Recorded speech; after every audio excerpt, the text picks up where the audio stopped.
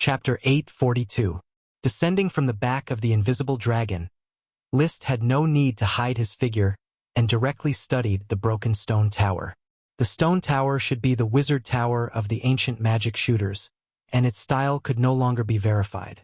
It occupied a large area of several hundred square meters. The upper half had collapsed, and the lower half still had two well-preserved floors. The original wooden door had probably decayed, and the entrance was blocked by the moon killer with a large stone. Prying open the stone, List observed for a moment, and then walked into the stone tower. Sunlight shone in through the cracks in the walls, so the light was not too dark. It could be seen that the stone tower should have had a function similar to a library, with rows of stone-carved bookshelves. Unfortunately, there were no books on the bookshelves, only thick dust. The stairs were still there, carved from stone, and it was very solid to step on. Going up to the second floor, the huge room was empty, and it was unknown what it was used for. The floor on the side had been broken, and the sunlight penetrated, forming a huge bright spot. There were a few weeds growing in the bright spot. It seemed that this place was often exposed to the wind and the sun, and was not well protected. The treasure of the Aborigines should be here, so it is very likely that it was left by the ancient magic shooters. What is it? List released the magic eyes and began to scan the broken stone tower. He did not find the light of mana retroaction, nor did he find anything that looked like a treasure. The first floor was empty, and the second floor was also empty. According to Kuei, the Mountain Horn tribe's listener, the broken stone tower enshrined the treasure left by the ancestors. Kuei did not know what treasure it was, but now it seemed that even if there was a treasure, it was probably moved away because of the collapse of the stone tower. No, what Kuei said is the broken stone tower, which means that the stone tower should have collapsed at that time. What is going on? Let me go up and see. He walked to the place where the floor was broken and jumped directly.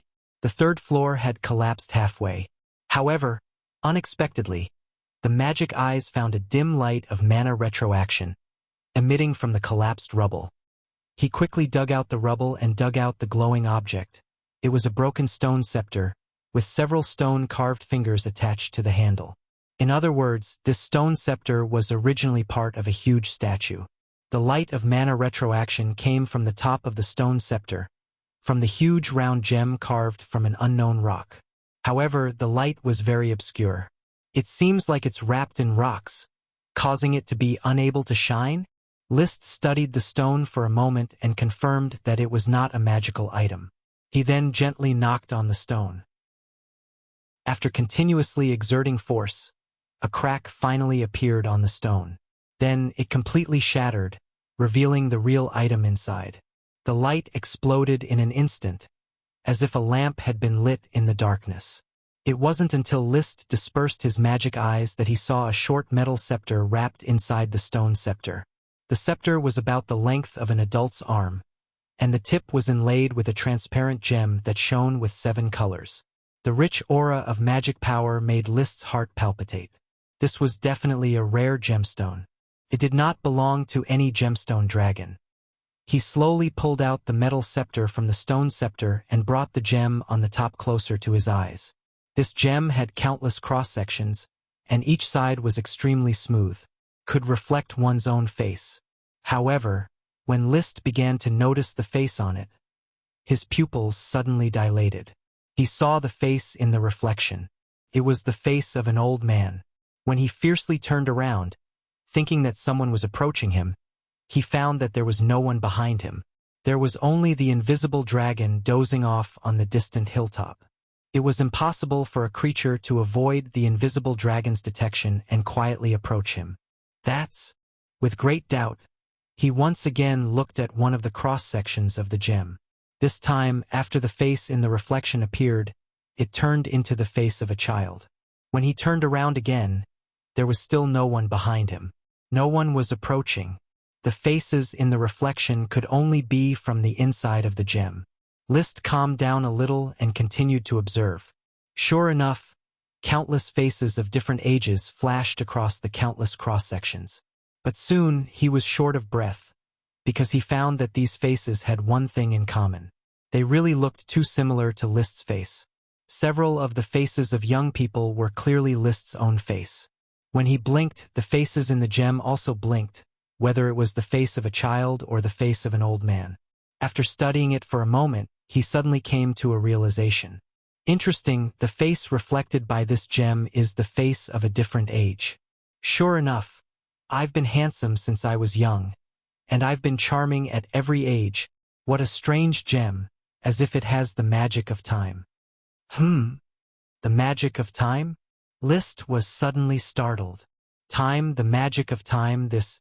Is it possible that this gem was produced by the Twilight Dragon, one of the sacred dragons? The Twilight Dragon represented the power of time. No one had seen it, and no one knew what form it existed in. But now, holding this metal scepter and looking at the gem that reflected his faces of different ages, he suddenly linked the two together. Perhaps this gem was produced by the Twilight Dragon. The spatial gem produced by the invisible dragon formed an independent space. The special gem produced by the Twilight Dragon inevitably had the nature of time. He tried to put the metal scepter into his spatial ring and found that no matter how he wrapped it with magic power, the scepter could not be absorbed by the spatial ring. Especially when his magic power wrapped around the special gem, it was as if time had passed, and the magic power slowly dissipated. Could not be taken back. It really is magical. Perhaps this is the power of the Twilight Dragon, a kind of magic that involves time? List was still not sure of the attributes of this gem, but this did not prevent him from temporarily naming it the Time Diamond. The metal scepter was the scepter of time. Holding the scepter and admiring the Time Diamond's colorful light under the sunlight, List was very satisfied. Scepter of Time, what magical and incredible power do you have? How did those ancient magic shooters use you? Does finding you mean finding clues to the Twilight Dragon? The invisible dragon was in his hands, the power of the smoke dragon was entangled, the emerald dragon found a corpse, and now the gem of the Twilight Dragon was in his hands. Only the fairy dragon, which represented life, was left to cross paths with List. Maybe one day he could gather all 5 holy dragons and become the world's most powerful holy dragon knight. Of course, the holy dragon might not be the most magical dragon. The weave dragon should be the most terrifying dragon I have ever seen, and the moon dragon is probably a tyrannical dragon. These 2 dragons seem to be stronger than the holy dragon. Picking up the scepter of time and coming into contact with the Twilight Dragon clues, he was very satisfied with today's harvest. He inserted the scepter of time into his belt and focused his attention on the stone scepter that had been smashed. What was the intention of the ancient magic shooters to hide the scepter of time, a magical equipment that looks like a divine artifact, in a sculpture? I remember that the tear of the mermaid found in the Temple of Fish Clown was also hung on a statue of a mermaid. It seems that these ancient powerhouses liked to make statues of themselves. He kept rummaging through the rubble, trying to find other parts of the statue, but he could not find the rest of the statue. Chapter 843. Holding the Scepter of Time and riding the invisible dragon Bard, List hid in the material boundary and explored the use of the scepter in his hand. The Time Diamond, which shone with a colorful luster, was very peculiar. It could not be stimulated by chi, and any magic power that approached its surface would slowly dissipate. It was as if it had been condensed into eternal time magic. But since it was made into a magic equipment, it showed that there must be a way to control it. I don't know how big the Twilight Dragon is, but it should be much bigger than the invisible dragon. After all, the Time Diamond produced by it is the size of a fist, while the space gem produced by the invisible dragon is only the size of a fingernail. List thought as he shook the scepter in his hand. Unfortunately, no matter how he pondered along the way, he still could not figure out how to control the scepter of time. It seemed that he would have to trouble a chi. With a chi's identity as an archmage, coupled with his increasingly rich knowledge and intelligent brain, it should not be too difficult to figure out how to use the scepter of time. Back in Firewood Town, before he could find a chi, he received a shocking piece of news from the Guild of Magic, which was reported to him by Kenley Truth. Your Highness, we have deciphered how the ancient sorcerers passed down magic. Many of the ancient sorcerers who killed the Moon Men were far less talented than the modern sorcerers, but they succeeded in learning magic by relying on magic powder. Magic dust? List was puzzled. Kenley's next words shocked him. The magic powder can increase a magician's affinity with magic, and the magic powder is made from elves. Sprites? Yes. List's face quickly turned gloomy.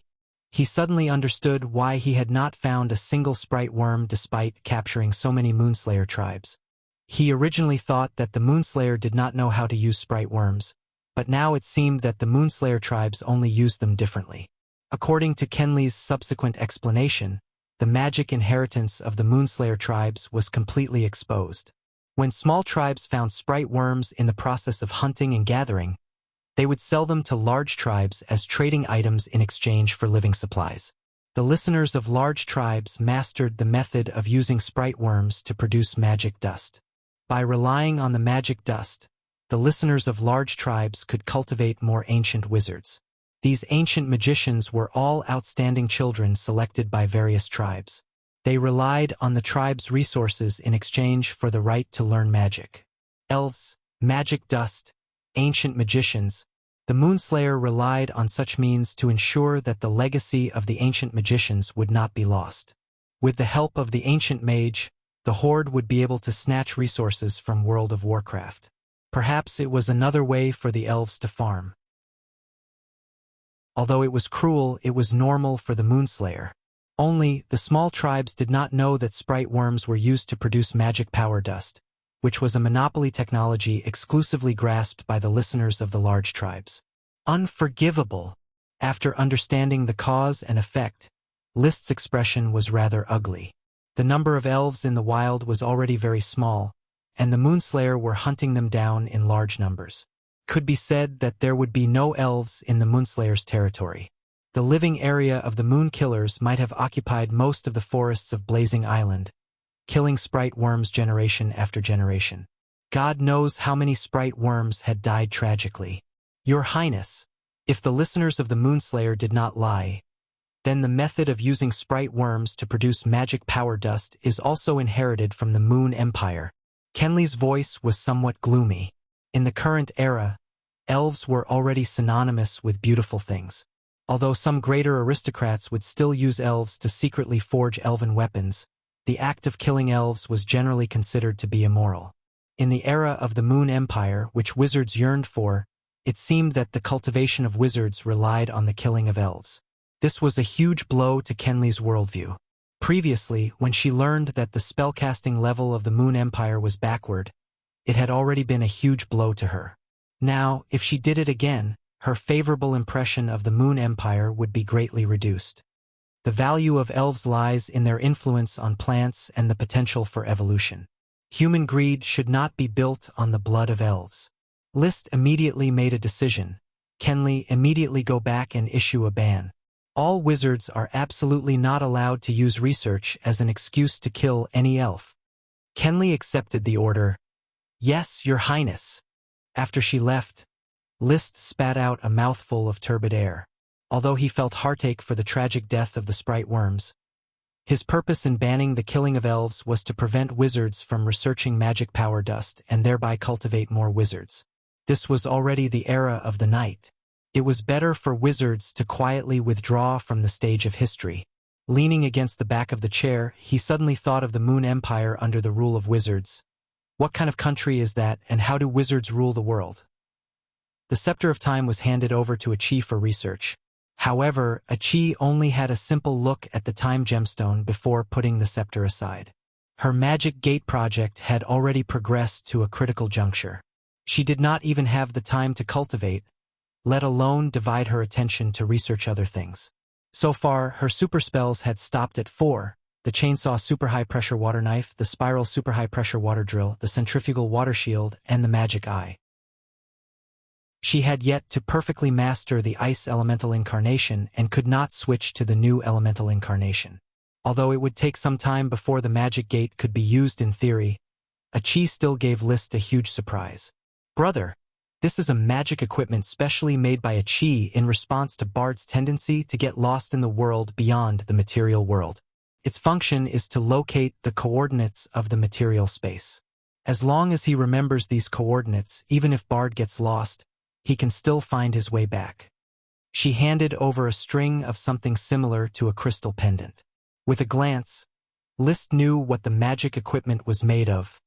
The invisible dragon's scales. He did not know when, but Bard had unexpectedly given Achi a lot of its scales. For a dragon, scales were very important, more important than the gems it produced. One man and one dragon were so familiar with each other. Yet Bard was not even willing to give a space gem to Liszt. Instead, he gave the even more precious scales to Achi. Had Liszt not been a cheerful person, he would have been angered to death by such a treatment.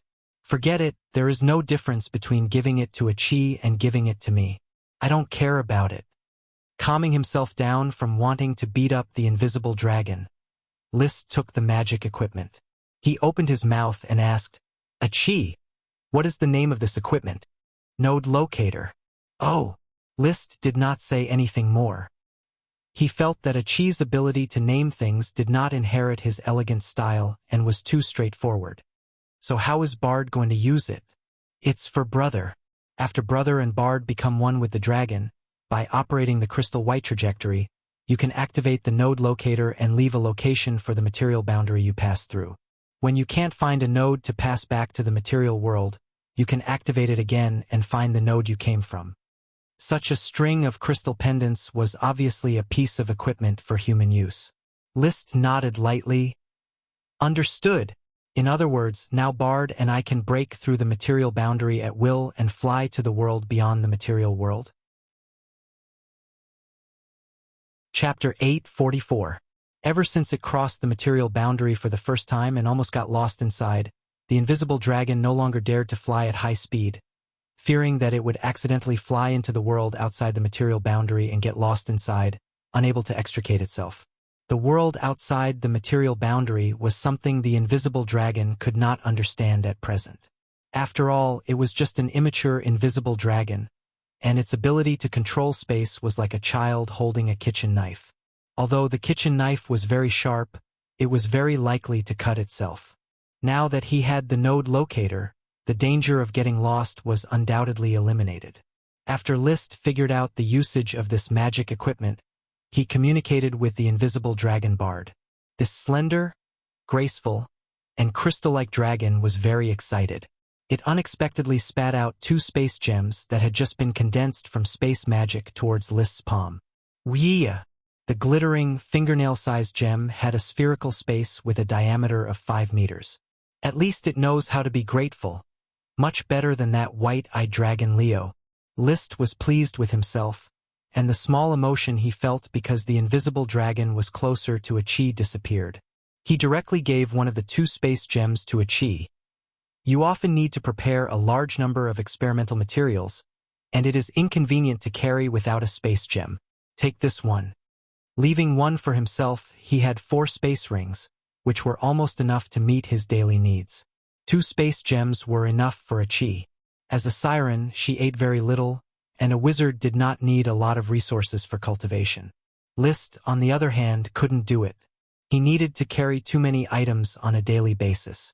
Just his personal cultivation resources took up the space of 2 space gems, so 4 was barely enough.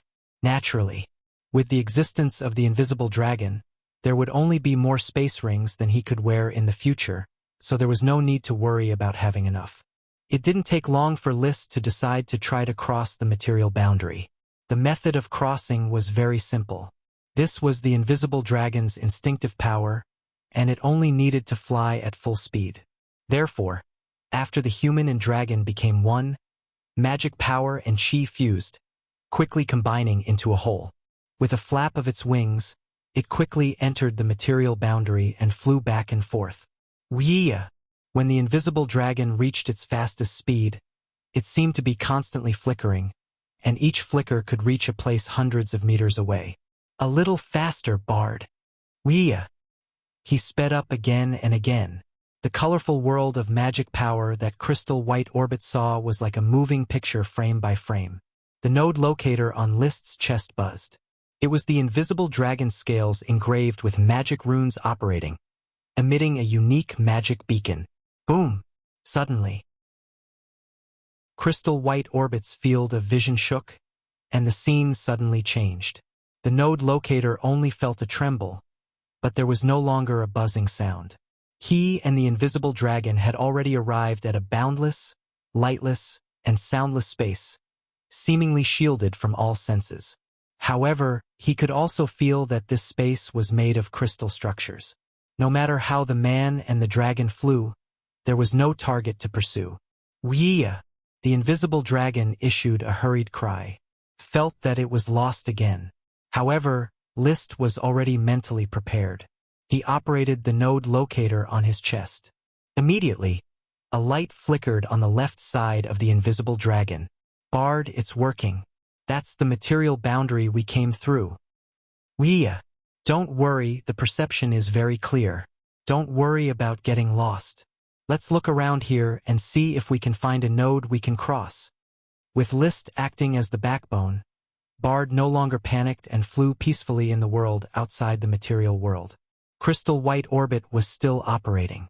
Although the surroundings were pitch black and lightless, Liszt still patiently searched for any unusual traces. He had seen these scenes in Bard's memories, and he had also discussed them in detail with Achi, so he knew how to deal with them. Bard, search with your heart. Your perception of space is an innate ability. As long as you calm down and search, you will definitely be able to find a weak material boundary. Wuxia, Bard, who was connected to Liszt's mind, understood. Under Liszt's guidance, it began to calm down and respond. Then, it slightly flapped its wings, and circles of special space magic power radiated outward like ripples on water. After a short moment, the surrounding space returned to the radiation of space magic power. Just like a bat's ultrasonic positioning, the invisible dragon could actually use its own space magic power to locate and search. This skill should be written in the Liszt Dragon Knight Cultivation Manual and become the invisible dragon's 8th skill, magic positioning.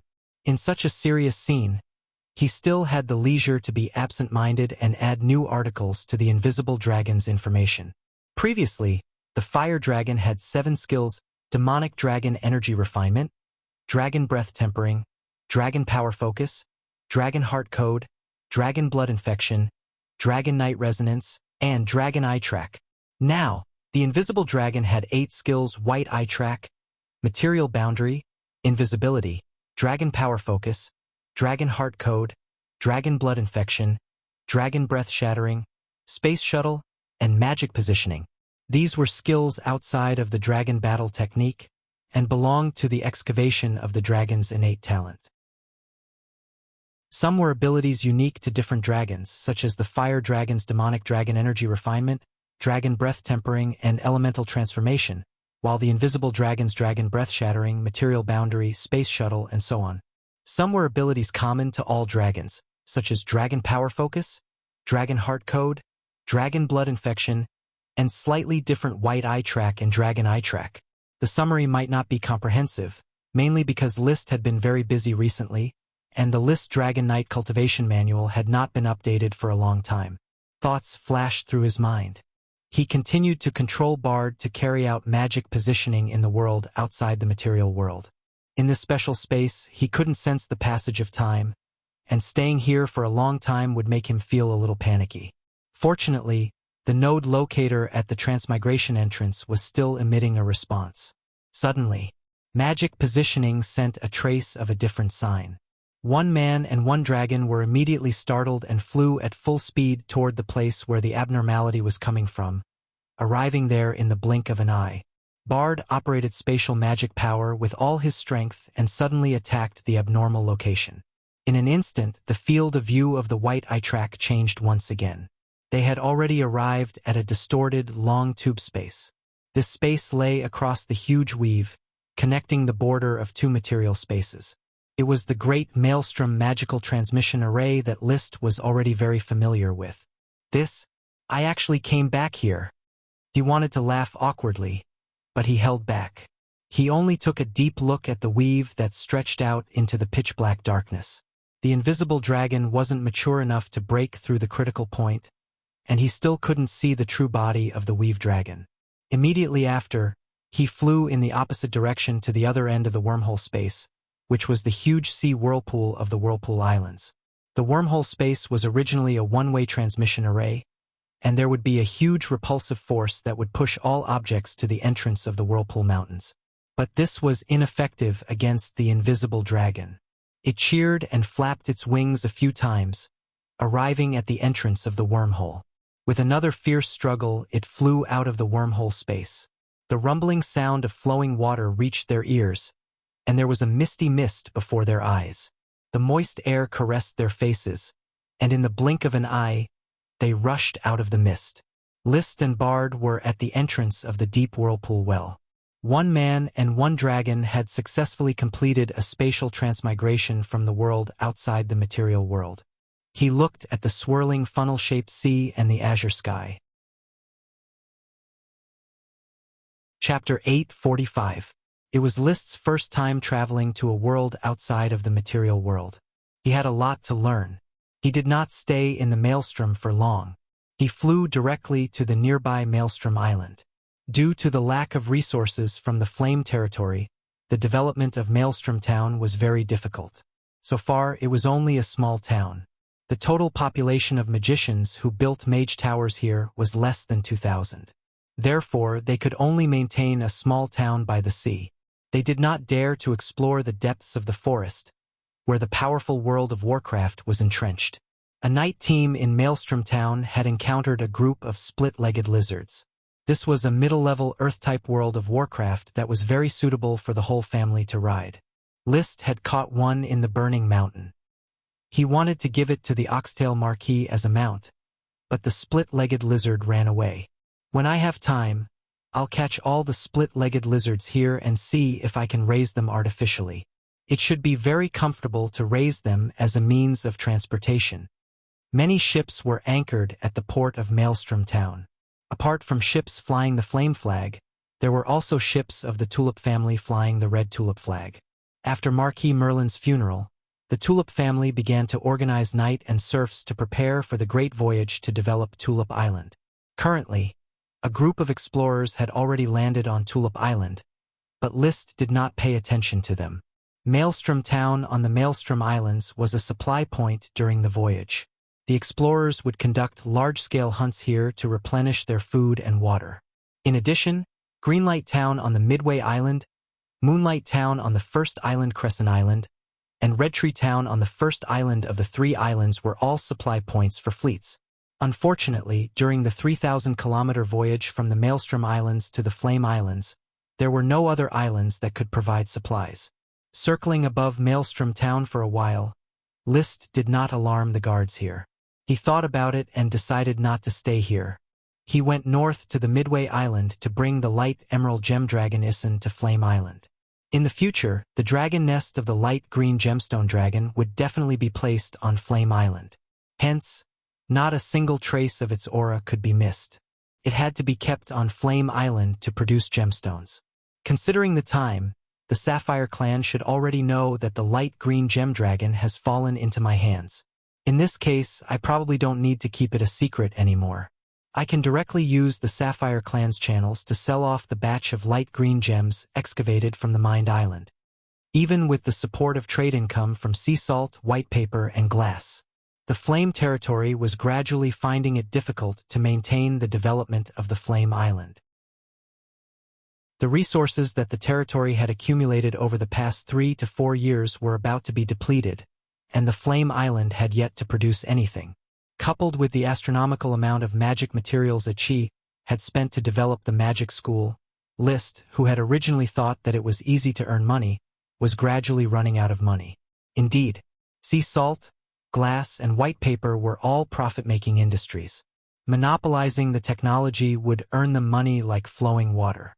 However, the purchase of serfs, potions, food, metals, jade, magic materials, and other expenses were also spent like water.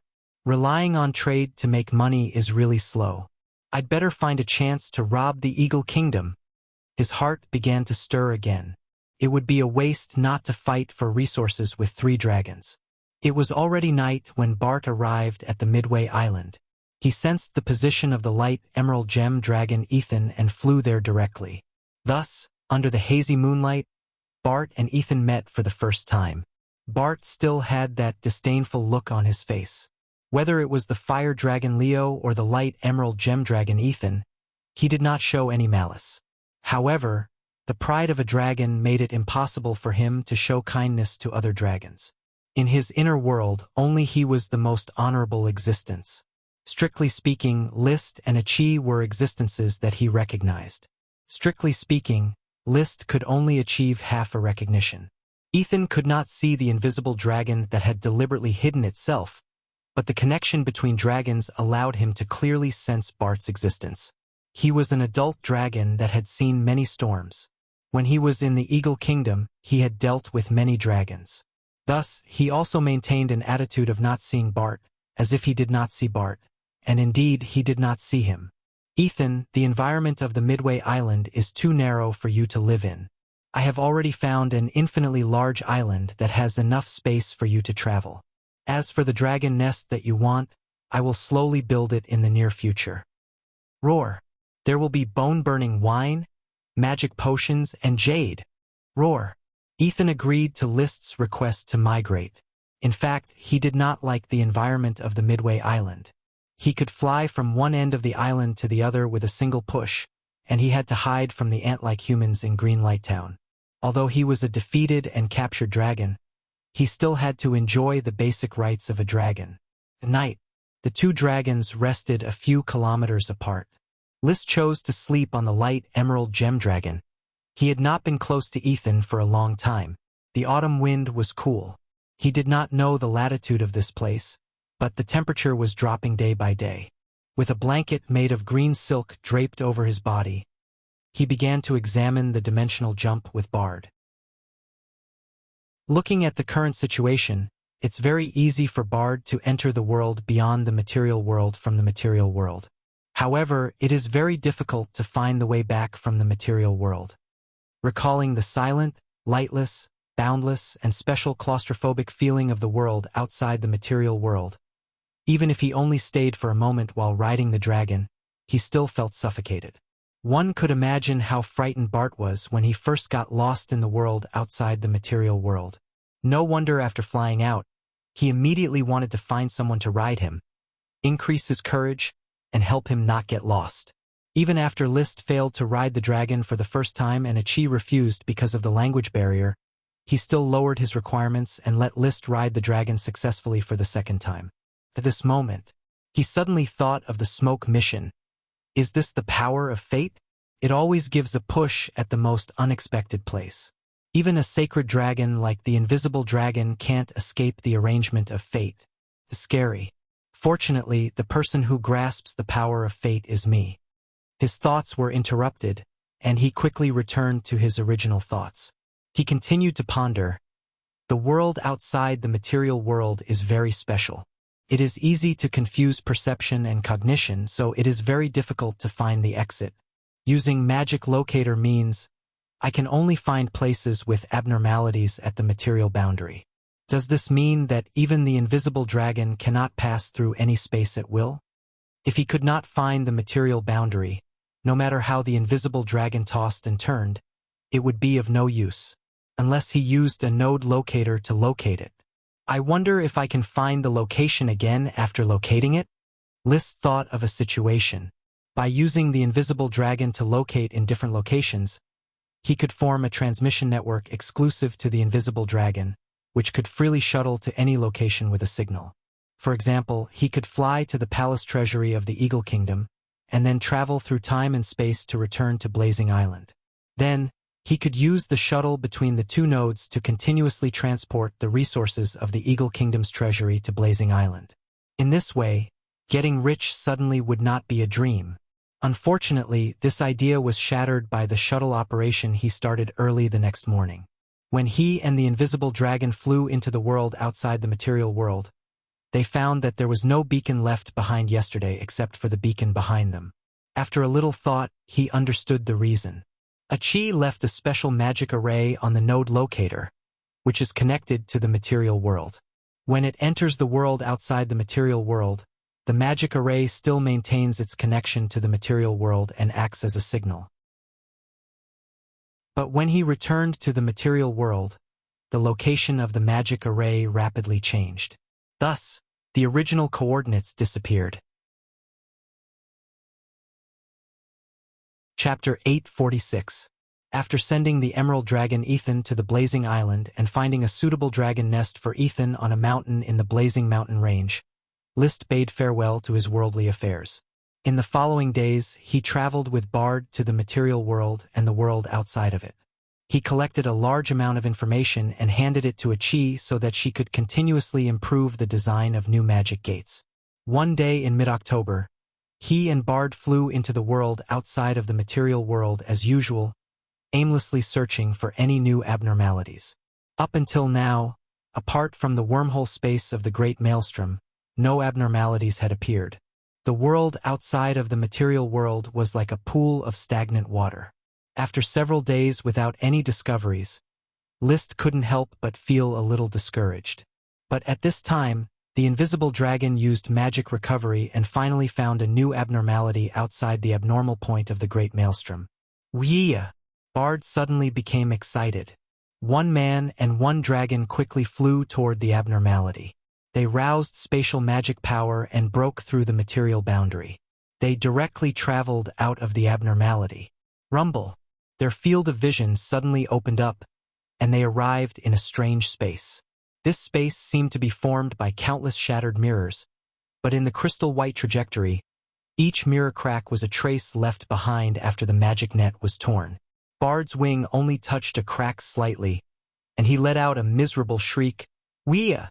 An intense tearing pain appeared in both his and List's hearts at the same time. When he quickly retracted his wing, List discovered that a crack as long as an adult's arm had appeared on the invisible dragon's left wing. Transparent blood flowed out, and spatial magic power continuously dissipated in this strange space. Be careful, Bard. Something is wrong here. List endured the pain and guided the invisible dragon, carefully avoiding every crack. Layers upon layers of strange cracks shattered the entire space. One man and one dragon had to advance cautiously. Fortunately, dragons had powerful recovery abilities, and their wounds had already started to scab. List took out a few magic potions and swallowed them to replenish the magic power he and the invisible dragon had consumed. The magic potions turned into pure magic power that stirred up the dragon's fighting aura, and then through the Dragon Knight's resonance, it was instilled into the invisible dragon. Since the magic power wasn't compatible, there was a large amount of consumption, but it was still somewhat beneficial. Only by fusing his warrior energy and magic energy with little fire dragon Leo wouldn't consume too much energy. It's over there. The exit of the material boundary is over there. List kept using the crystal white orbit to scan the crack. Finally, he found the material boundary. Wuxia! The invisible dragon pointed at another exit. At the place where it was pointing, there was also a strange boundary that looked like a material boundary. List looked carefully and felt that this exit was likely to lead to a different material world. He had intended to go in and explore, but the dense cracks in the surroundings prevented him from passing through. He could only obediently return to the familiar material world. Hoo-hoo! Hoo-hoo! After returning to the material world, he immediately felt a gust of wind. He and the invisible dragon were in the middle of two towering mountains. This place seemed to be a vent. The strong wind constantly whistled past Bard's body, almost blowing him over. After leaving the air vent, he carefully sized up the place. He discovered that the mountains weren't very tall, but because they were very close, they formed an hourglass-shaped valley. The wind just happened to pass through the thinnest part of the hourglass valley, rapidly compressing and accelerating, producing violent gales. However, this wasn't a naturally formed environment, but an artificially excavated valley. The mountains on both sides had very obvious traces of chiseling with knives and axes, as if they were the masterpiece of a giant hacking. Strange, they are actually man-made carvings. The carvings on the mountains are very rough, somewhat similar to the effects of a super magic released by a chi. Could this be a masterpiece left behind by an ancient wizard? He suddenly urged Bard to fly high into the sky and look down from a height of 5,000 meters. He immediately discovered that he had passed by this mountain range when he was mapping. It was located on a great plain in the center of Flame Island. It was a long mountain range that couldn't be considered eye-catching, and the Hourglass Valley was at the center of the mountain range. Because of the trees blocking it, it was impossible to see the Hourglass Valley from a distance without looking carefully. "There's a situation." List was overjoyed. He loved this kind of adventure the most.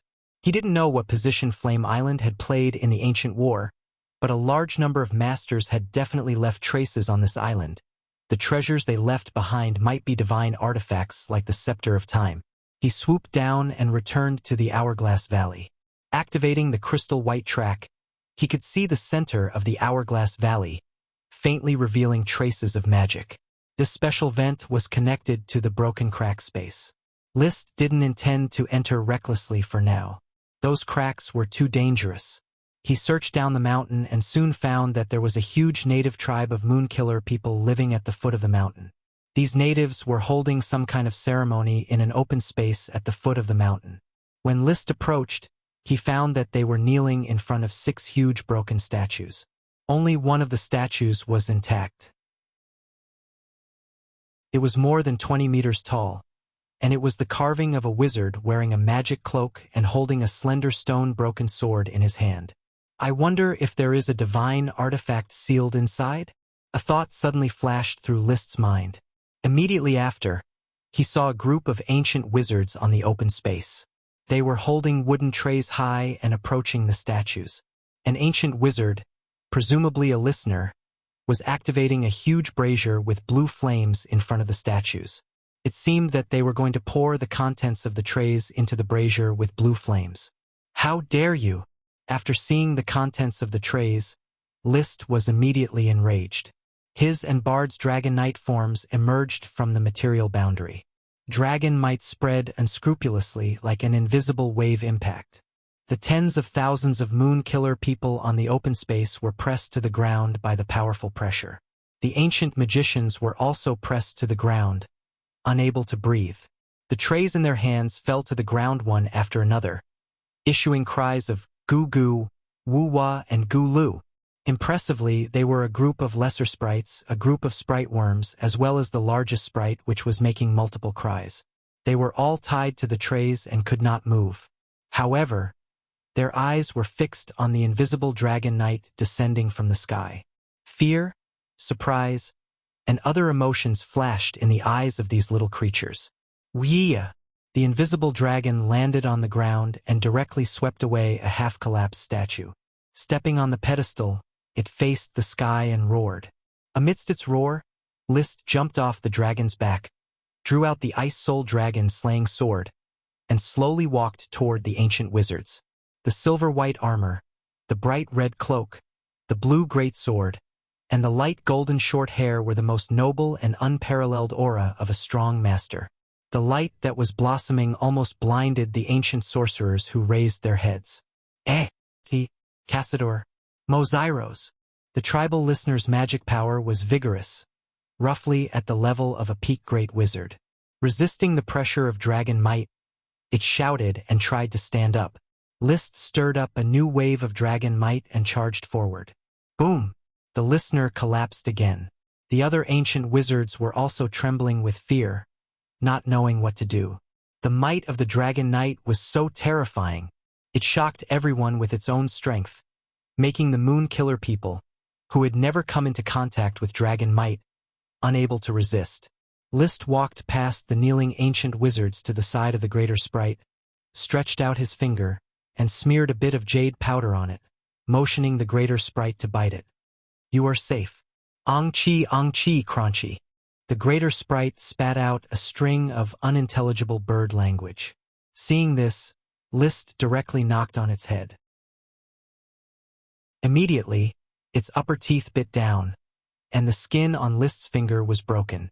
The contract was completed in an instant. Chapter 847. Ong chi? The big elf was a little confused. Its body was a translucent grayish-yellow, and there was a small plant on its head. There were small white flowers on it, and there was a small oval fruit at its root. It looked like a potato. Liszt used the telepathic contract to verify the sprite's thought process and understood what kind of sprite it was. Indeed, as he saw, it was a sprite born from a potato-like plant. If he was not mistaken, the plants it affected were very similar to the potatoes on Earth, which produced spherical tubers underground, commonly known as potatoes. This was a potato sprite. If the potatoes it produced also had the advantages of the potatoes on Earth, such as high yield, rich nutrition, and strong environmental adaptability, then it would definitely be an important source of food. The most important types of sprites were potions and grains, and the potato sprite had great potential. Little guy, you are safe now. From now on, follow me and enjoy life as an elf. Liszt sent a gentle thought to it. After the potato sprite sensed it, it nodded unconsciously. The rope broke, and the potato sprite flew onto Liszt's shoulder. It laughed freely, "Ha-ha! Ong-chi, crunchy." Immediately after, Liszt began to contract lesser sprites and sprite worms. There were not many sprites, 8 lesser sprites and 16 sprite worms. He contracted them one by one and then gathered them around him. When these sprites were captured by the moon killers, they took back their worm stalks, but did not contract them. According to the research of the Magic Guild, the moon killers believed that once the contract was completed, the sprite worms would extract their blood essence. Some ancient wizards even called lesser sprites freaks, believing that it was an inauspicious sign. As for greater sprites, most of the moon killers had never seen one in their lives. Just when he contracted the sprite, a group of ancient wizards, who had adapted to the invisible dragon's might, began to get up from the ground, raised their hands, and wanted to release magic to attack Liszt, Cassador, Mozairos.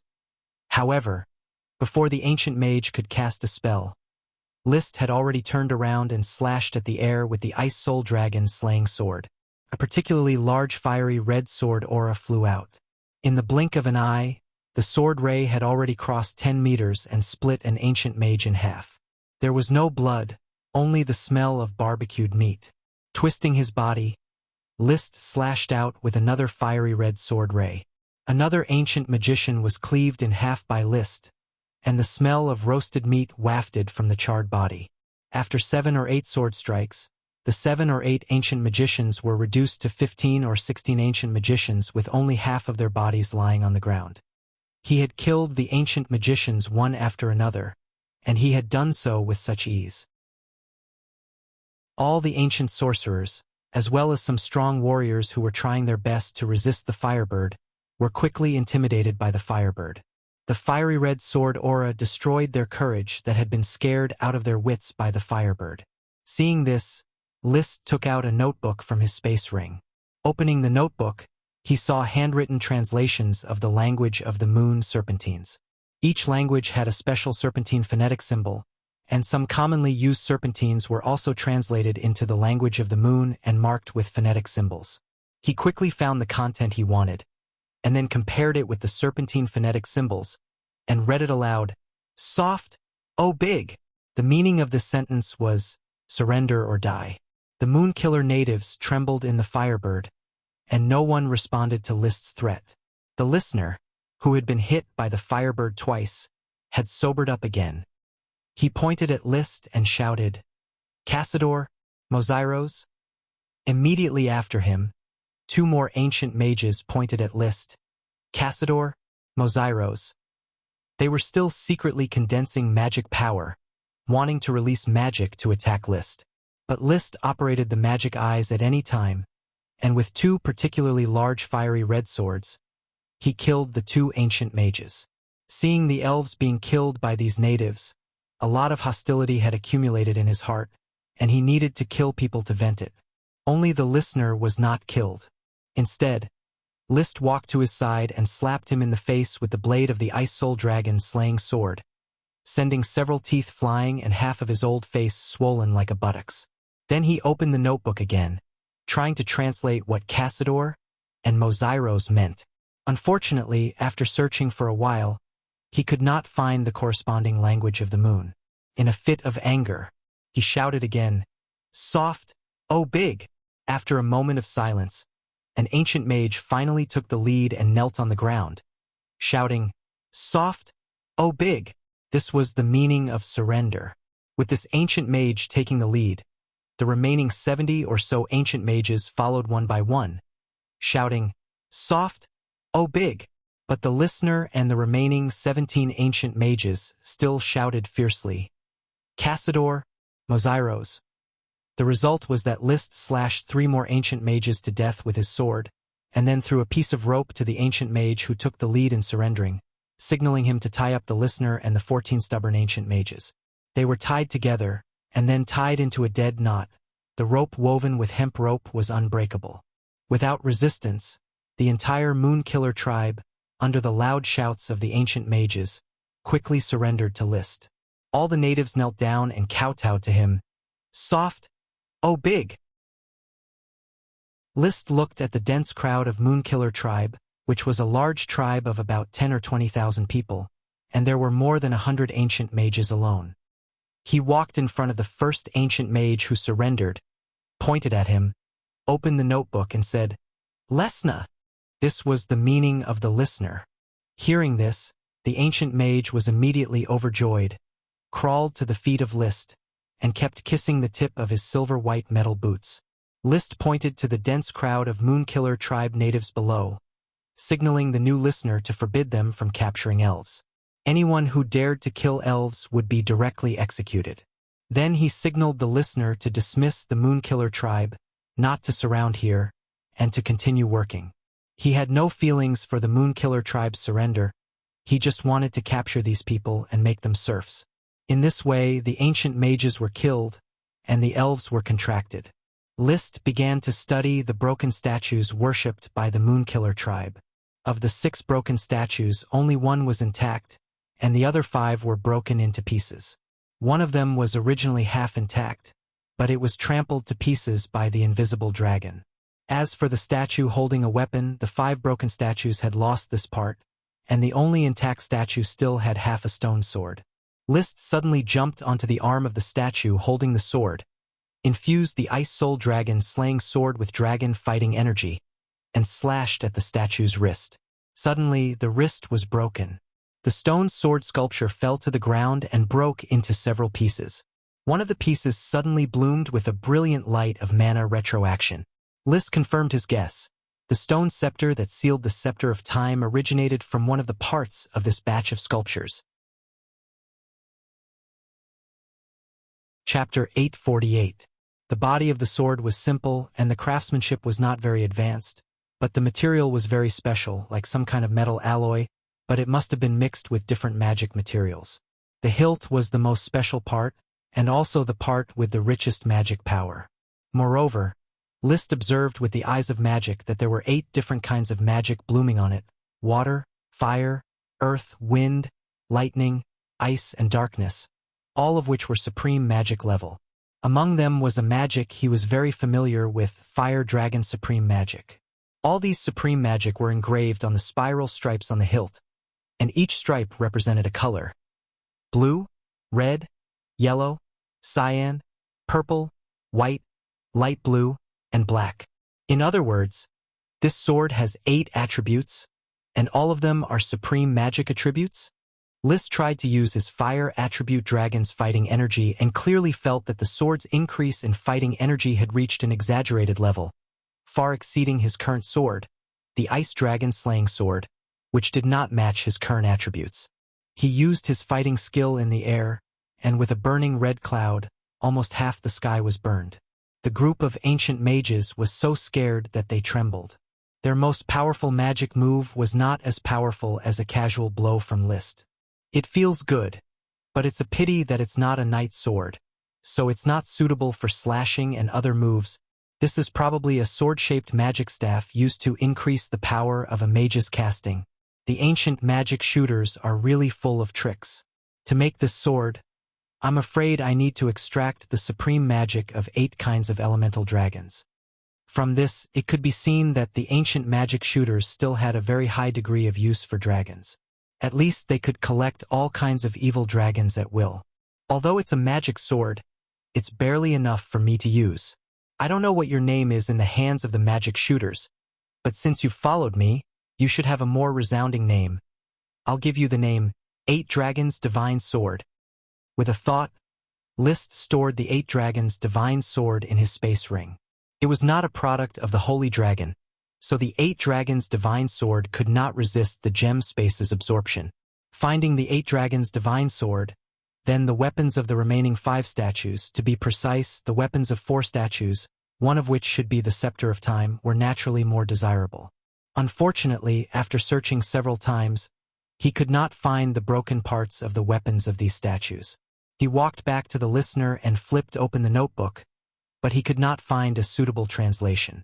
He gestured with sign language first to the statue, then to the 8 Dragons Divine Sword, and finally to the arm, asking the listener about the whereabouts of the other arm parts. The listener was not stupid. He quickly understood what List meant. List understood what he meant. After the statue was broken, many parts of it were taken away by other tribes to be worshipped. This was reasonable. The treasures left by the ancestors that the Horn tribe worshipped probably did not refer to the Scepter of Time, but included the stone statues of the Scepter of Time. For the moon-killing people, the 6 statues here should be the ancestors they mentioned. When the statues shattered, the Moon-Killer tribe also began to split up, so some of the larger tribes took some of the stone statues back to their settlements to worship. So, to find the other parts of these statues, we still need to search all the Moonslayer tribes. It's too complicated, so I'll leave this task to orders of chivalry. The distribution of the moon-killing people was too wide. If List wanted to search them one by one, it would be time-consuming and exhausting. It was better to let orders of chivalry complete it. Anyway, everything on the fiery island belonged to him, and no one could hide it from him. These ancient artifacts would eventually fall into his hands. So, he looked at the new listener of the sacred tribe who called himself Sasumite, or Su for short. Su, there are 6 statues of the ancestors of the killing moon people standing in these ruins. So, the mountain behind them is the sacred mountain? The sacred mountain. Su nodded excitedly. While speaking the language of the moon, he gestured. The ancestors and the dragon fought side by side. The sacred mountain is the eternal paradise built by the ancestors and the dragon. The moon-killing people guard the sacred mountain and the entrance to the eternal paradise. As he spoke, he pointed at the Hourglass Valley, his eyes revealing extreme piety. At this time, an ancient sorcerer suddenly pointed at the invisible dragon that appeared behind List and shouted, Biglised. This language of the moon, List could understand it. Biglised meant the dragon. The moon-killing people had never seen a dragon, but they had heard the legend of their ancestors fighting side by side with the dragon. Sensing the powerful dragon might of the invisible dragon Bard, an ancient sorcerer finally connected it with the dragon. The listener also looked at Bard excitedly, but he carefully asked List, Biglised? That's right. List gestured for Bard to lean his head against his hand. He wanted to see the reaction of the ancient sorcerers. Biglised, my battle partner. Confirmed. Led by Su, the ancient sorcerers immediately knelt on the ground and shouted, Seiki, Biglised, Bigrid. Seiki was a saint, and Bigrid was a dragon. They had already put List on the same level as their ancestors. Their ancestors were all Seiki in their mouths. They were saints who slept on the sacred mountain and were guarded by the sacred tribe. And List was a living saint. With a living dragon as a battle partner, he made them surrender from the bottom of their hearts. Of course, this speech was half true and half false. It was probably more of the ancient sorcerers flattering List and whitewashing their rapidly defecting moral integrity. Looking at the ancient sorcerers trying their best to show their loyalty and devotion. A faint smile hung on the corner of List's mouth. He was not enjoying the flattery, but he knew that he had accidentally completed the smoke mission, finding the sacred mountain and understanding a bit of the secret of the ancient sorcerers. Mission completed. Reward, the entrance to the ruins. He knew that the entrance to the ruins was the wind of the Hourglass Valley behind him. There was a broken space there. One of them was the material boundary that led to this location, and the other should be the entrance to the eternal paradise that the moon-killing people talked about, which was the entrance to the ruins. However, the entrance to the ruins was blocked by countless cracks, and it was temporarily impossible to explore it. Mission: the sacred mountain acted quickly and nimbly. You saved many beautiful elves. The elves born on the fiery island finally welcomed their savior. As the master of the fiery island, all the elves belong to you. Please take care of the big potato sprite and the other elves. Reward: the discovery of a new archipelago. Oh, the discovery of a new archipelago. The 3 exploration fleets, including Yevich, have been exploring in the direction of the mainland. I thought that they would directly find the legendary continent next to the fiery islands. I didn't expect that they might find a new archipelago. Could it be a big archipelago? Currently, the exploration fleets had not stopped their mission and were still continuously exploring new islands. Therefore, the mission reward would probably fall on the exploration fleets. He pulled his thoughts back to reality. After settling the matters here, it was time to choose to leave. Protect the statue ruins, Sue. After leaving his last order, he rode on the invisible dragon Bard and took the elves away in a box. He flipped open his notebook and found what he wanted to say. When Bard rose into the sky, all the ancient sorcerers heard the majestic voice of Liszt with the help of the invisible dragon's magic. Away, O calm goose gold. The meaning of this sentence was: Chapter 849. Liszt was holding the sprite, while the invisible dragon's claws were still holding the tied-up former listeners and the 14 stubborn ancient wizards. Therefore, he did not use spatial shuttle and instead just wandered around the material boundary. Whenever he needed to rest, he would carefully look at the sprites one by one. Before the 16 sprite worms spat out their worm stalks, it was temporarily impossible to distinguish their species. The potato sprite did not need to distinguish itself. As for the remaining 8 sprites, Liszt carefully looked at their heads and communicated with them to determine their species. Among them, 5 sprites were still unidentifiable, while the other 3 sprites were basically identifiable. The first sprite was very easy to recognize as it had a small gourd on its head. Impressively, it was a gourd sprite that had never appeared before. The second sprite was also very easy to recognize as it had a string of small, alternating green and red fruits on its head. These fruits were coffee trees, an important cash crop in the forests of Blazing Island. Coffee was a very popular beverage among aristocrats. However, the Grand Duchy of Sapphire did not produce coffee trees and could only import them from the continent. However, there were many coffee trees in the forests of Blazing Island. Collecting coffee trees' fruits and coffee beans would become an important industry. The value of this coffee sprite was not low. The third sprite took Liszt a lot of effort. It had a small sapling with a huge root on its head. Root was a prominent feature of trees in rainy and sultry forests. Many trees had a wing-like structure extending from the base of their trunks, resembling a wall of planks, and were called root. Because several kinds of trees had root, Liszt held the sprite's head and looked at it for a while. Only then did he determine that it was a 4-wood sprite. 4-wood sprites were common trees in forests and belonged to the top of the forest. Their tall canopies were often located at the highest point of the forest and were the habitat of a large number of birds and monkeys. However, apart from being used as wood, the tree itself had no special value. Moreover, as wood, it could not compare to ironwood quality trees such as rockwood and stonewood. But in any case, for Liszt, the existence of magical creatures like sprites was valuable in itself. There was no need to desire them to bring more value. Gallop, gallop! The potato sprite crawled out of the box and looked at Liszt curiously. It had been looking at Liszt the whole time. At the level of a great elf, the power of the contract was no longer a one-sided suppression. Great elves had sufficient independent thinking. However, since Liszt had saved it, coupled with the familiar feeling, the potato sprite quite liked Liszt. It was just curious as to why it liked Liszt. Liszt looked almost the same as those terrifying moonslayers, just a little prettier. My name is Liszt Flame. Hang Chi, Hang Chi. Come, repeat after me, Liszt. Li T. That's right, just say it like this, Liszt. Flame. Ong Chi, Liszt. Flame? Very good. You already know my name. What about yours? I forgot. You don't have a name, so I'll give you one. Seeing the potato on your head reminds me of a bomb. Why don't you call yourself Kutch, the heroic grenadier in League of Legends? A name was just a code.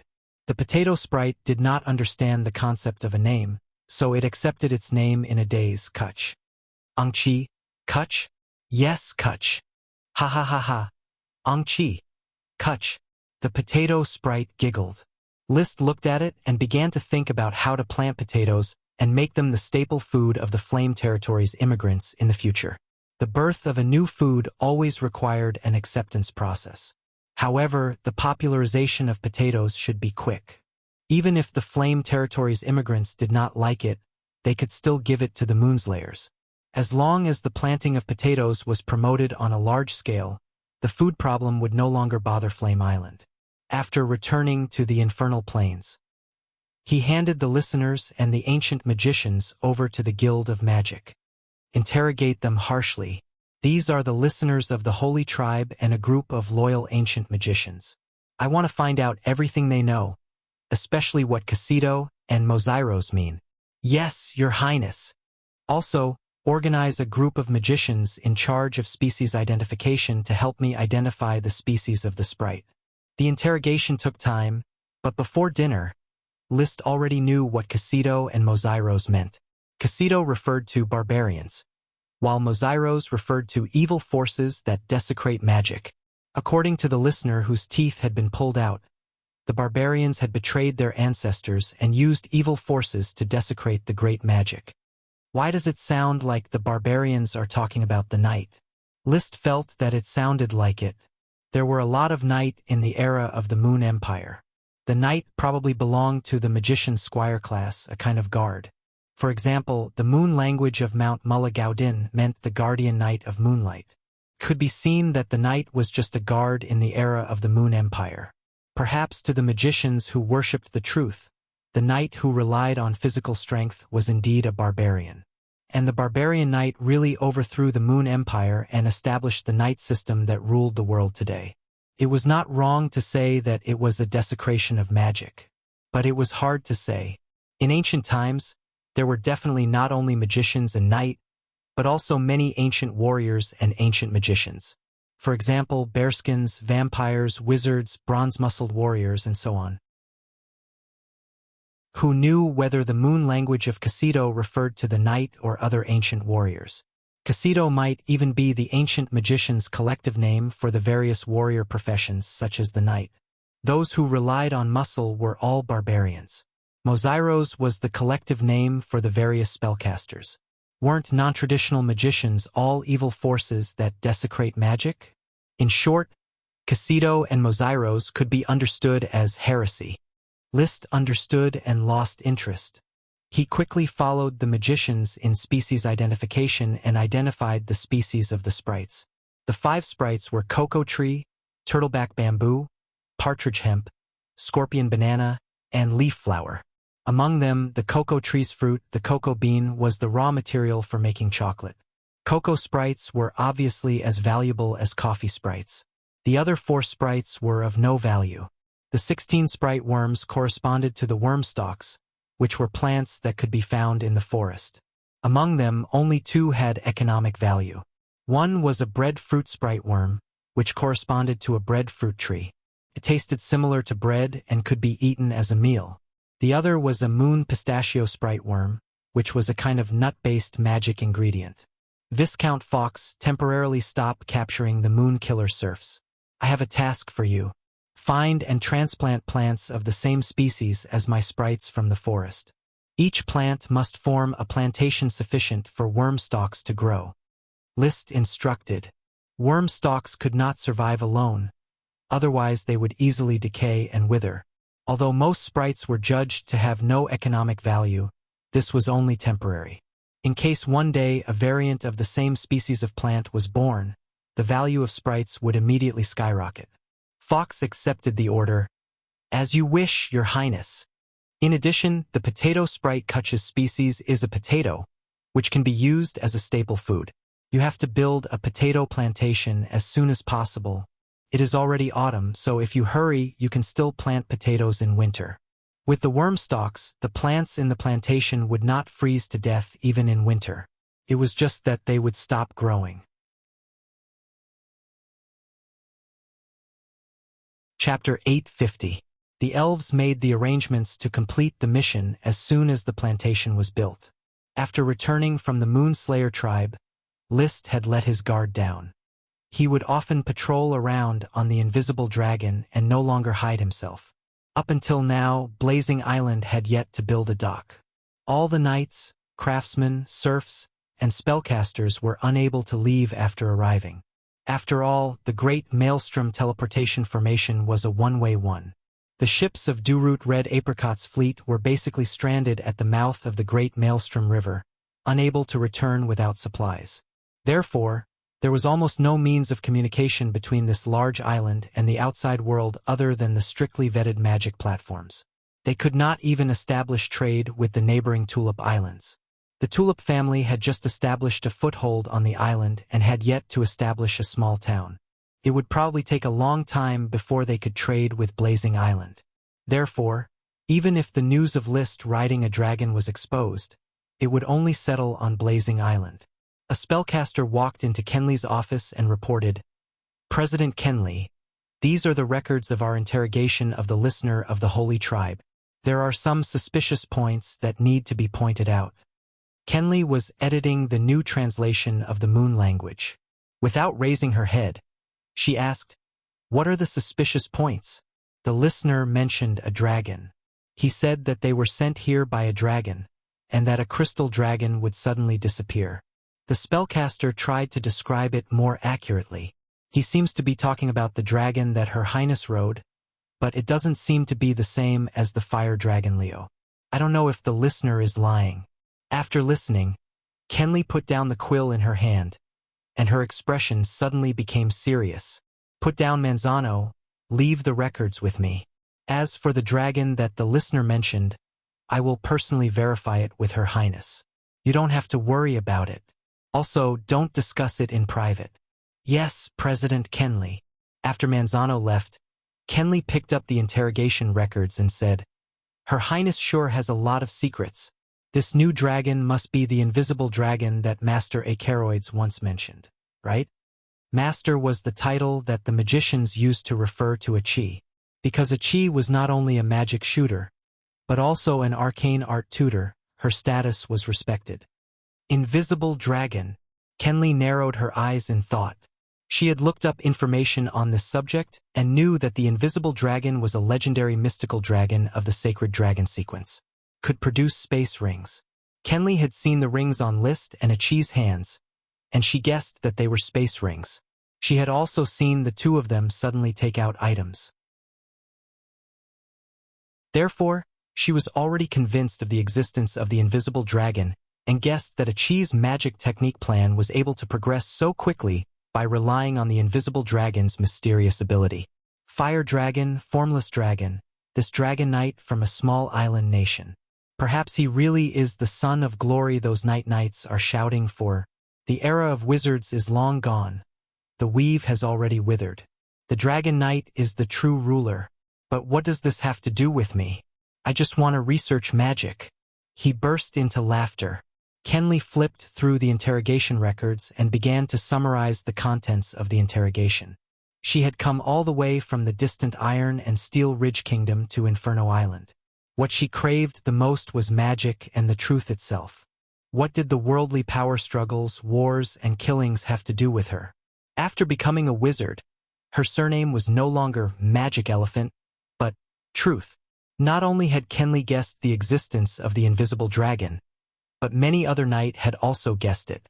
Orders of Chivalry took a nap on the way to capture the Moon Killer natives, and 2 knights went to a distant place to relieve themselves. All knights who landed on Inferno Island had developed good hygiene habits and no longer urinated or defecated anywhere. I've seen His Highness riding a different dragon. I've known it for a long time. I still remember the roar of the dragon when we were transporting the materials on the frameship when we passed through the Great Maelstrom teleportation array. I heard it very clearly. It was a sharp, ear-piercing, and intimidating sound. There's also a huge dragon's might. I remember it now. But what kind of dragon was that? I don't know. In short, His Highness is the son of glory favored by the night glory. There is no doubt about this. As long as we follow His Highness closely, we will become glorious nobles sooner or later. The two did not know that not far from them, Cross Buckthorn, the leader of the Orders of Chivalry, was also relieving himself. A moment later, Cross returned to the Orders of Chivalry and chatted with another leader, Dewroot Red Apricot. I just heard another knight discussing His Highness Dragon. They were discussing how many dragons His Highness has.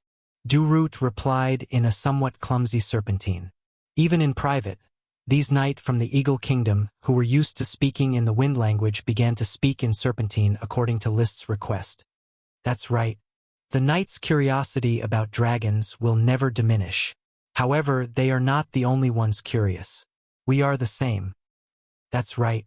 Who would have thought that His Highness not only has one dragon, but two?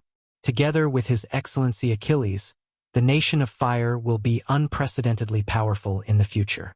That's why there is a saying in my hometown, don't mourn for a lost dog. It may bring another dog back. We were captured in the middle of the sea. Who would know that we weren't abandoned by the glory of the night, but that we were deeply cared for by the glory of the night? Dewroot said and looked at Cross. Especially you. Crossing through the great Maelstrom teleportation array once, you were promoted from a viscount to a count. If your former colleagues knew about this, they would be jealous of you. Cross smiled proudly. His Highness is generous. It is my honor to follow him. Some people were secretly happy that List had multiple dragons, while others were frowning. Blue Dragon Island, Blue Sky Palace. The Sapphire Grand Duke's temples were already graying. He was aging faster than expected. At this moment, he was looking at eldest Prince Anthony with a solemn expression. Is what Angela said true? It shouldn't be false. Meopel admitted that List has 3 dragons after getting drunk. Among them, it has already been confirmed that the Fire Dragon and the Eagle Kingdom's lost light green gemstone dragon. As for the other dragon, Meopel isn't clear. As for Marquis Messiro, Angela simply couldn't get any information out of him.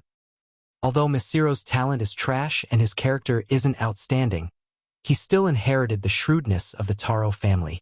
Angela doesn't have the ability to get information out of him.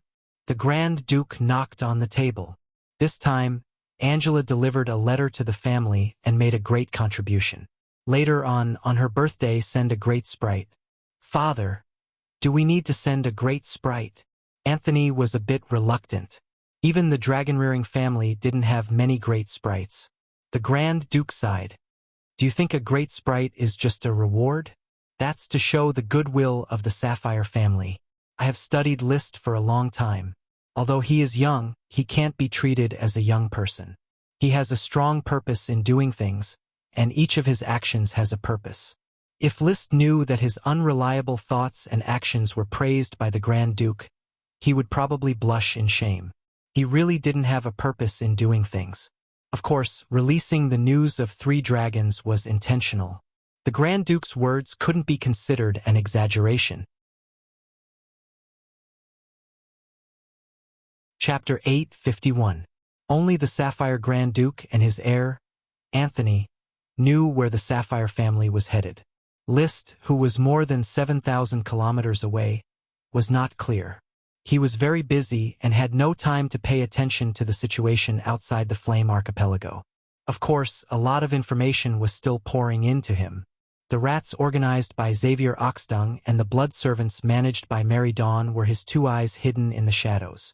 The rats were mainly responsible for inquiring about the internal information of the Grand Duchy of Sapphire, and more to protect the territory from infiltration by foreign forces. The blood servants were dispatched to the Eagle Kingdom and the Steel Ridge Kingdom, mainly to lurk and wait for major movements to be discovered before giving an early warning. However, the current situation of the Sapphire family was stable, the Eagle Kingdom was busy withdrawing to maintain stability, and the Steel Ridge Kingdom and the Blast Furnace Kingdom were at war. No one had time to pay attention to the Flame Archipelago. The fleet of the Pinecone family has arrived at the mouth of the River Whirlpool. I'll go there myself and arrange the development work of the Pinecone family. List received a message from the knight and made some arrangements. Let Viscount Vernal take an orders of chivalry and 5,000 serfs to the mouth of the river Whirlpool.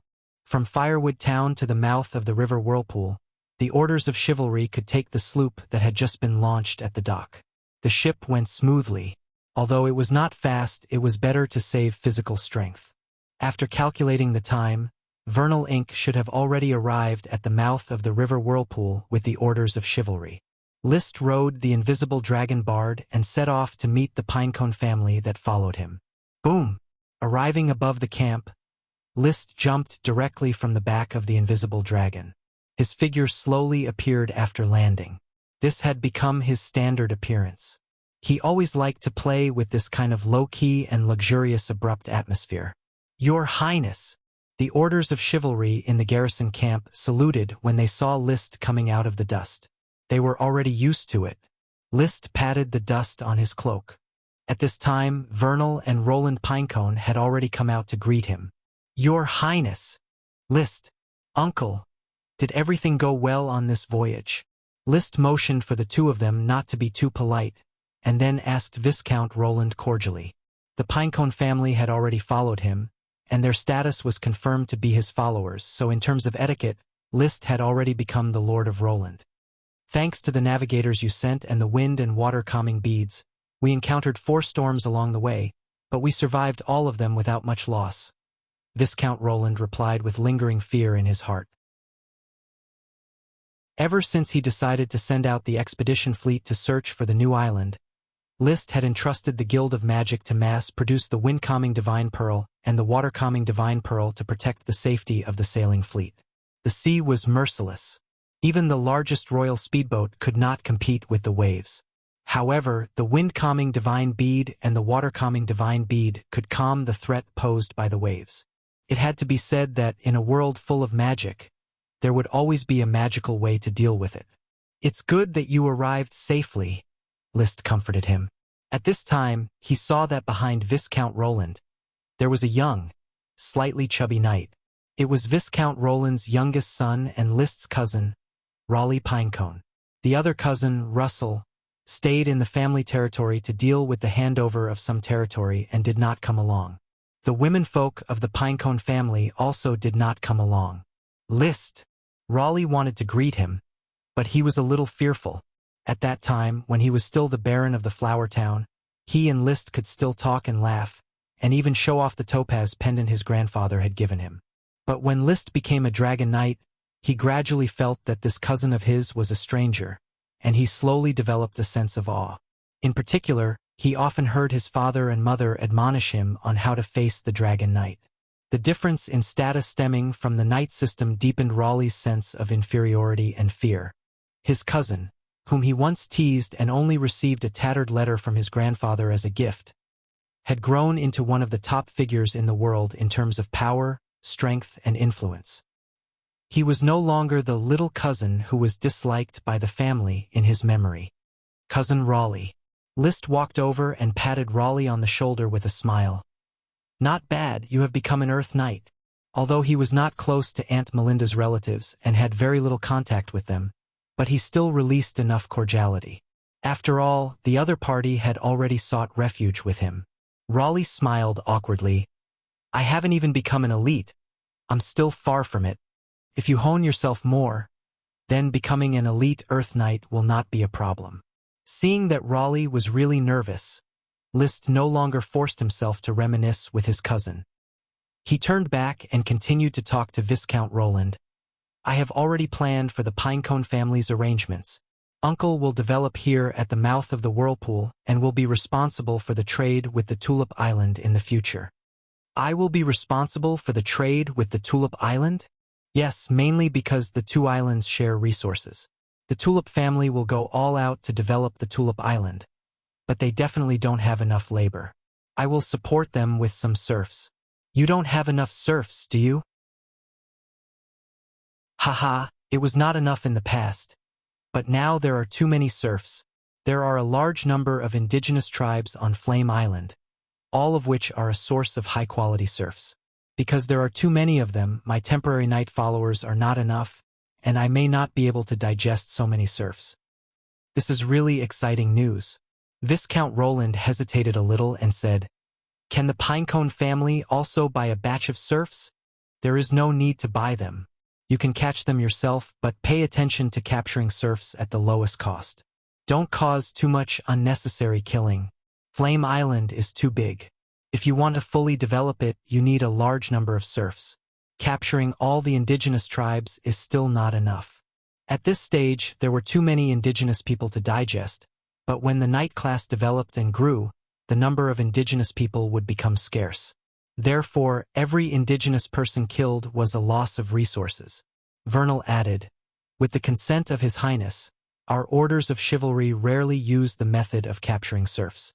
We mainly recruit serfs by luring the ancient mages. When most of the indigenous tribes are attracted to serf life, even the ancient mages can't stop the annexation and obediently work for us."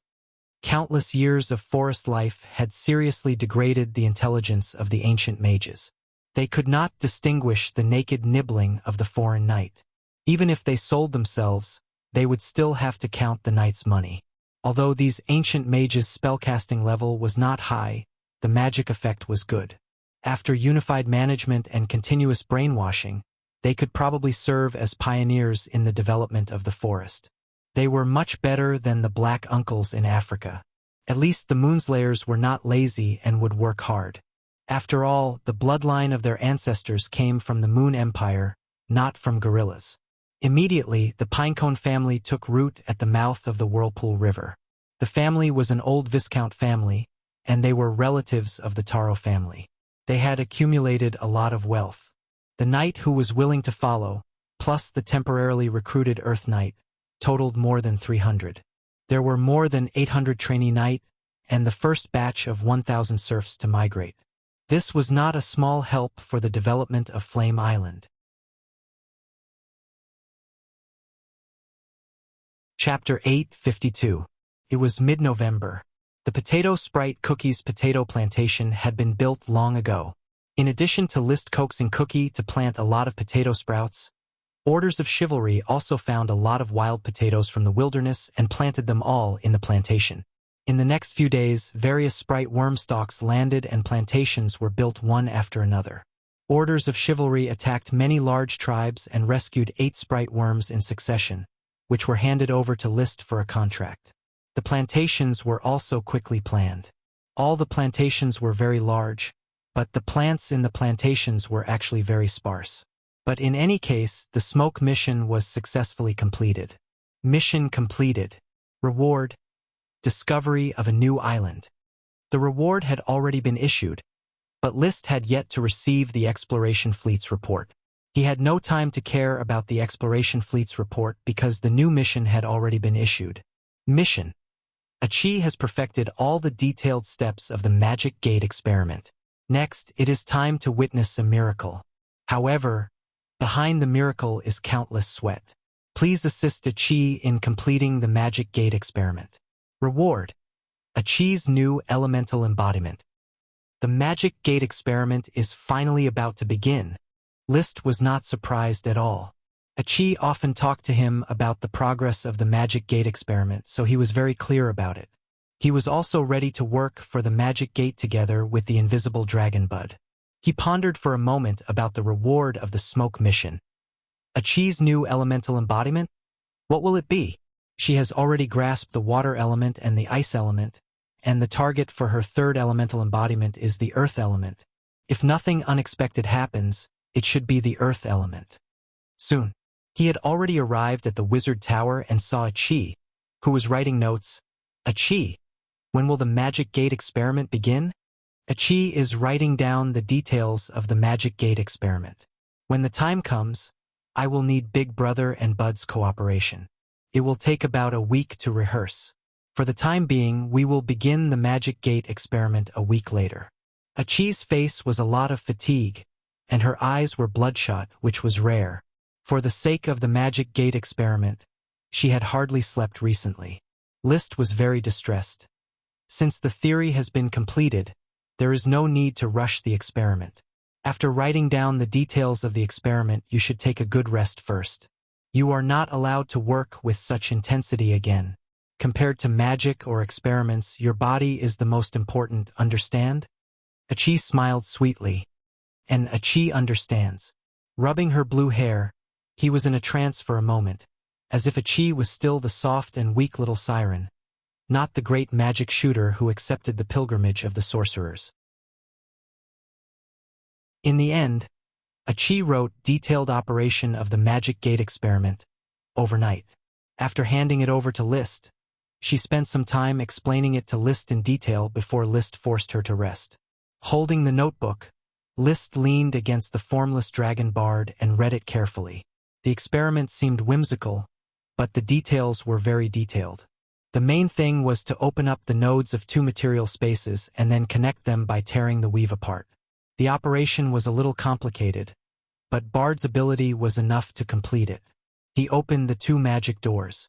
Just as he was familiarizing himself with the details of the operation, the reward for the smoke mission came late. Finally, they received the good news from the exploration fleet. They had discovered an island 500 kilometers west of the Flame Archipelago.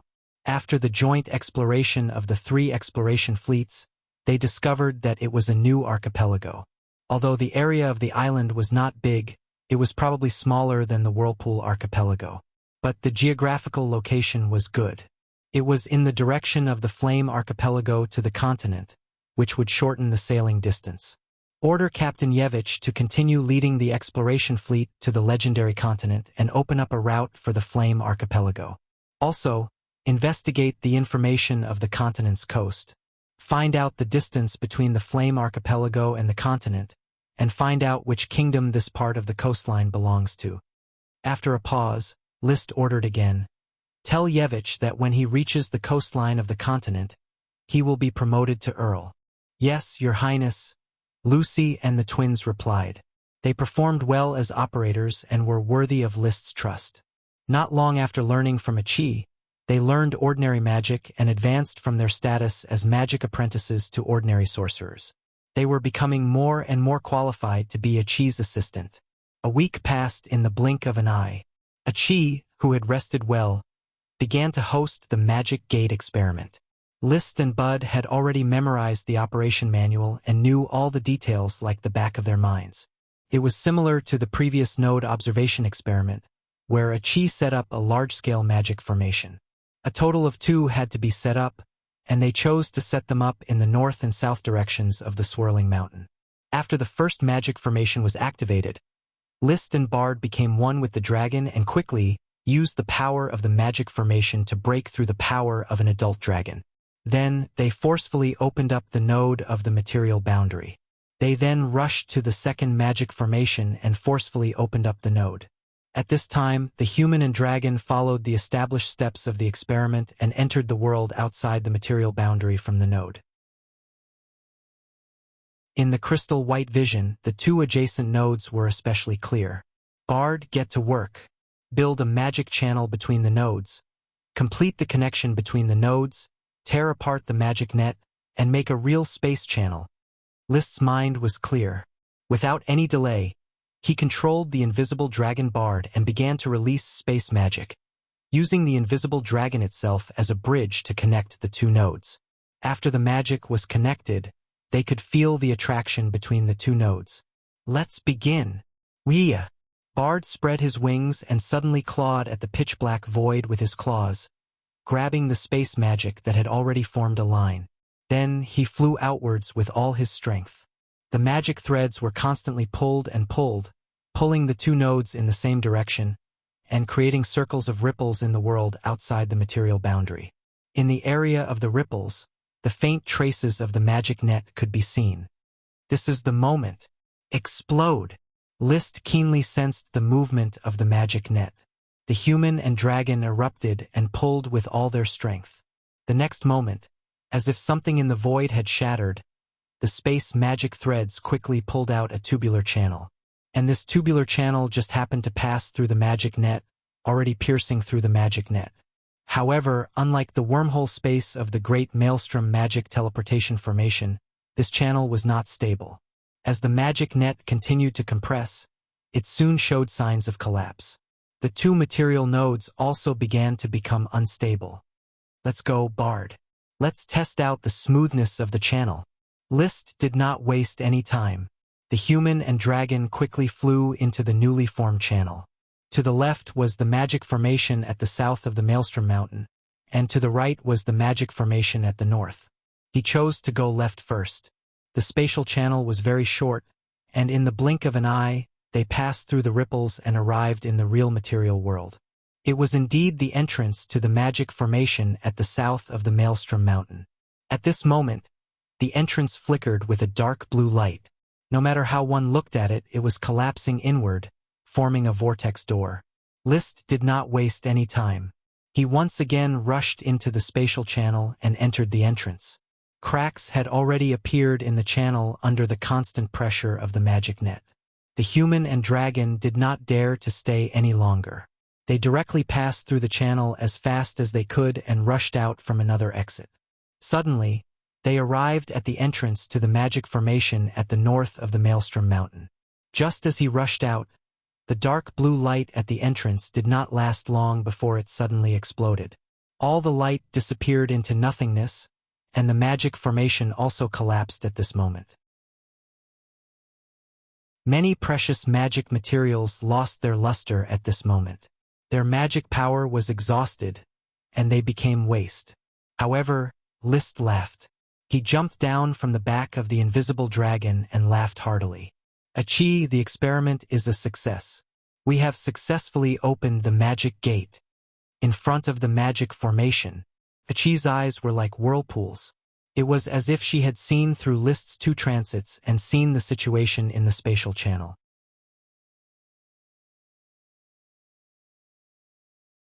Chapter 853. This chapter is to congratulate Boss Zhanggu. It's only one chapter for now, and will be followed up with 5 chapters. Thank you for your continued support. Big brother. Achi seems to have captured some strange information. Achi's pupils were still whirlpools, which was the look of the super magic eyes. What strange information? Liszt asked casually, still immersed in the shock and joy of opening a magic gate. It's a special magic composition. It's very strange, just like the space magic Achi has been studying. It's really similar. It's very similar to the magic information on Bard's body. Achi said and looked at Bard, who stuck his head out. Big brother, can you ask Bard to condense space magic? Bard could already understand the human language, so Achi could directly command him. She believed that he would be willing to do as she said. However, Achi was a considerate little siren and respected Liszt, the invisible dragon's knight. No problem. Liszt immediately used the dragon heart code to communicate with Bard. Bard opened his mouth and spat out a dragon's breath. The strong space magic was like a cloud of white mist, constantly cutting the space. When the stones on the ground touched the white mist, they instantly shattered into powder silently. The dragon's breath was more powerful than the little fire dragon Leo's high-temperature dragon breath. After a moment, Achi nodded. Big brother, it's done. How is it? Liszt asked. It's confirmed that it's the nature of space magic. Big brother, Achi has already mastered the special operation method of magic particles. It seems that she can already condense space magic. As she spoke, she raised her left hand and stretched out a slender, white finger. A white light bloomed on the fingertip. Then, she gently stretched out her finger and pointed at the void, and the finger slowly disappeared. However, after Liszt cast magic eyes, he clearly saw her finger emitting white mana feedback. Her finger had reached into the material boundary and could hide like the invisible dragon. Seeing this, Liszt suddenly realized that the so-called reward of the smoke mission, Achi's new elemental incarnation, was not the Earth elemental incarnation. It was the space elemental incarnation. Sure enough, when he summoned the smoke mission, he found that the magic gate experiment was completed, and the mission was also completed. Mission completed. Reward: Achi's space elemental incarnation. So powerful! Since ancient times, There has never been a high mage who could release space magic and obtain space elemental incarnation. That might not be the case. The Great Maelstrom Teleportation Array is a masterpiece of the ancient high mages. Maybe someone among them grasped space magic. In any case, Maichi is a peerless genius with frightening talent. He was extremely shocked. List did not show it. In front of Achi, he still had to maintain the good demeanor of a dragon knight, a scholar, a king, and a brother. He just smiled and clapped his hands. Incredible, Achi. You can actually control spatial magic. Given time, I'm afraid that you will be able to open a magic door all by yourself and travel through the entire world. Achi withdrew her finger. It was still very strenuous for her to maintain spatial elemental incarnation. Now that Achi has obtained spatial elemental incarnation and has a much deeper understanding of space, the magic gate will soon be truly realized. Big Brother has the invisible dragon bard, and Achi can also travel through space with Big Brother. List ruffled her hair. That's right. Bard also let out an excited cry from the side. Wuxia! This invisible dragon was quite proud of itself. It was because it saw Achi's terrifying talent that it condescended to let List start 2 spiritual battles, and finally lowered the standard to become a dragon knight. Its purpose was to stay by Achi's side and use her ability to guide the way. And the subsequent development was just as it had envisioned. It was no longer afraid of getting lost when traveling through space. Big Brother, Achi needs time to adapt and practice space elemental incarnation. But before that, there is still information about the magic gate that Big Brother needs to complete. Just say it. In the magic gate experiment, the biggest restraining condition is that the weave shrinks, which will compress the newly formed spatial channel, causing the node entrance to collapse. To resist the weave's compression, a lot of magic power must be consumed. This is not realistic. No magic array can compare to the weave in terms of magic power. Indeed. So, have you thought of any way? We can directly look for natural nodes. Achi nodded. Natural nodes? Yes, the entrance and exit of the Great Maelstrom Magic Teleportation Array are natural nodes. It should be that the ancient magic shooters found the natural nodes and connected the 2 nodes, so that they could engrave the wormhole space eternally and resist the compression of the weave.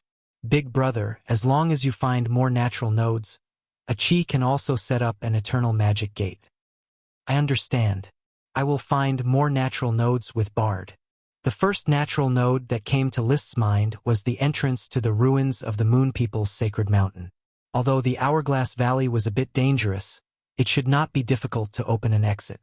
Once the magic gate was opened, the vast area of the Flame Archipelago would be more closely connected. Achi continued, there is another problem with natural nodes that needs to be paid attention to. The process of connecting different nodes may not be smooth. The Great Maelstrom Magic Teleportation Array is an example.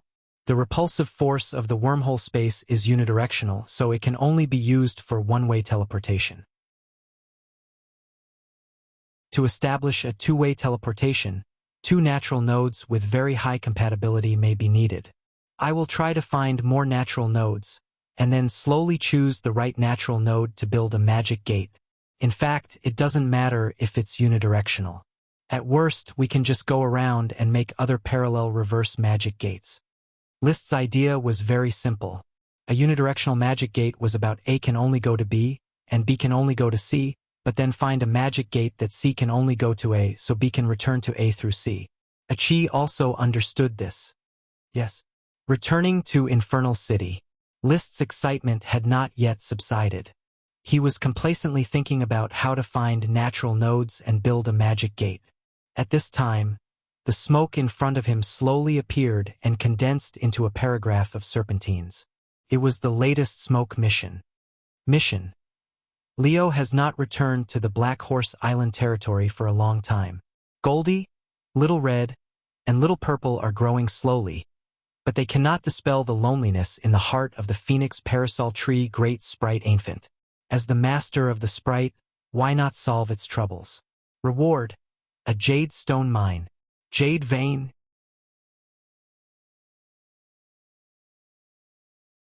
Chapter 854.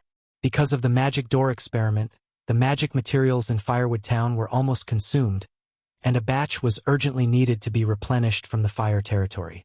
After List explained, he and Achi set off to return to Black Horse Island. Although Achi could switch part of the space elemental incarnation, it had not been officially developed, so the invisible dragon could not be wrapped in space magic and could not accompany List through the maelstrom.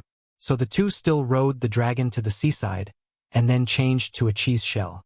Of course, they first flew to the endless volcanoes on the invisible dragon and found Leo. Then they rode Leo to the sea.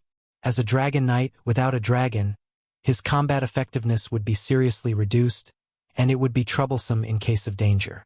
Only when Leo was in the form of magic could he have enough confidence not to fear any ambush. In fact, after the war between the Iron and Steel Ridge Kingdom and the Blast Furnace Kingdom, he was guarding against one thing. The Eagle Kingdom might be accumulating strength to prepare for revenge.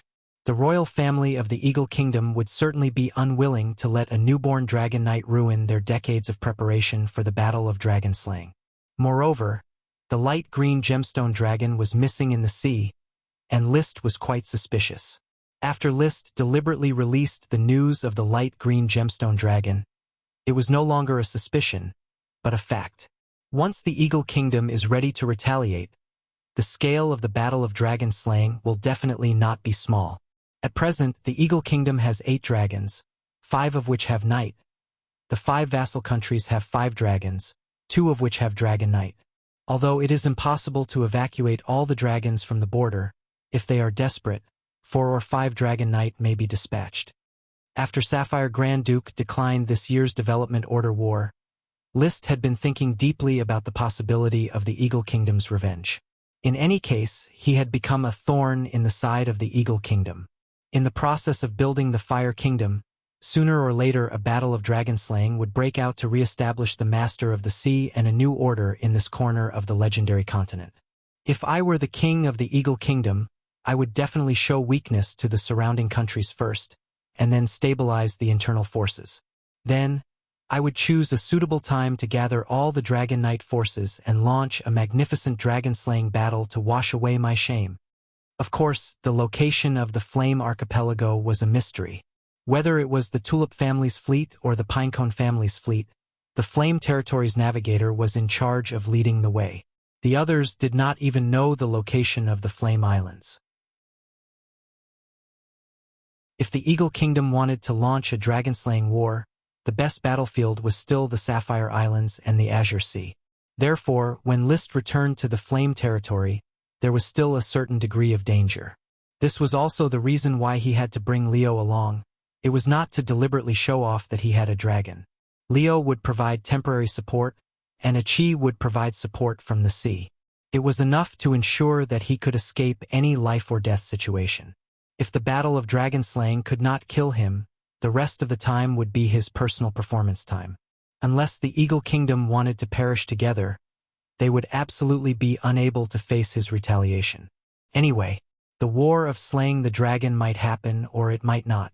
But no matter where he went, he had to have at least one dragon to accompany him. After tossing and turning, it was already December when he returned to Black Horse Island, and it would be New Year's Day in half a month. List did not know if he could spare time to spend this year's New Year's Day with the Tulip family. Both he and the Marquis of Oxdale were busy. He was developing the Flame Islands, and the Marquis of Oxdale was also busy developing the Tulip Island. The construction of the Oxdale territory had been idle. When the fire dragon descended from the sky with a wild dragon's might, the people of Black Horse Island already knew that their great dragon knight lord had returned. Oh! When Butler Carter heard the roar of the fire dragon, he ignored the crystal tableware he was wiping in his hands and stood up excitedly. He shouted loudly, "Put down your work and tidy up your clothes. Servants and maids, quickly gather in the hall. Mrs. Morrison, check the list of maids. Tom, check the list of servants. Mr. Carter, is the Lord back?" Tom had been promoted to the head of the servants. The servant, who used to be responsible for carrying water, had skillfully taken on the job of assistant to Carter's butler. Of course, cheer up, Tom. The Lord doesn't like the listless appearance of the servants. Understood. In the corridor of the castle, Mrs. Morrison's voice gradually became louder. "Well, girls, put down the linen in your hands, tidy up your clothes, and gather in the hall downstairs. Don't hesitate, hurry up. You are the maids of Thorn Castle, the maids who serve the Dragon Knight Royal Highness." "Coming, Mrs. Morrison. Are my clothes a little wrinkled? Is the Lord back? I have never seen the Lord before. I'm so nervous." Just as the old and new servants were busy gathering to welcome the arrival of the Lord of Thorn Castle, in the square outside the castle, List and Achi jumped off the dragon's back together. Under the respectful salute of the knight, they walked towards the castle. Leo flew to the pile of rocks on the side of Thorn Castle. Originally, List promised to build a 100-meter high stone platform for him, but after thinking about it, he felt that it was unrealistic. The weight of the stone platform itself was difficult to pile up to a height of 100 meters, so the stones produced by the Blizzard Beast squad were piled up casually and let Leo temporarily use it as a foothold. Clatter! Clatter! Clatter! The Phoenix parasol tree was next to the pile of rocks. The 3 fire dragon birds, Goldie, Little Red, and Little Purple, were sleeping in their nests in the tree. Suddenly, they woke up, let out a cheerful cry, flapped their wings, and flew towards Leo. Huh?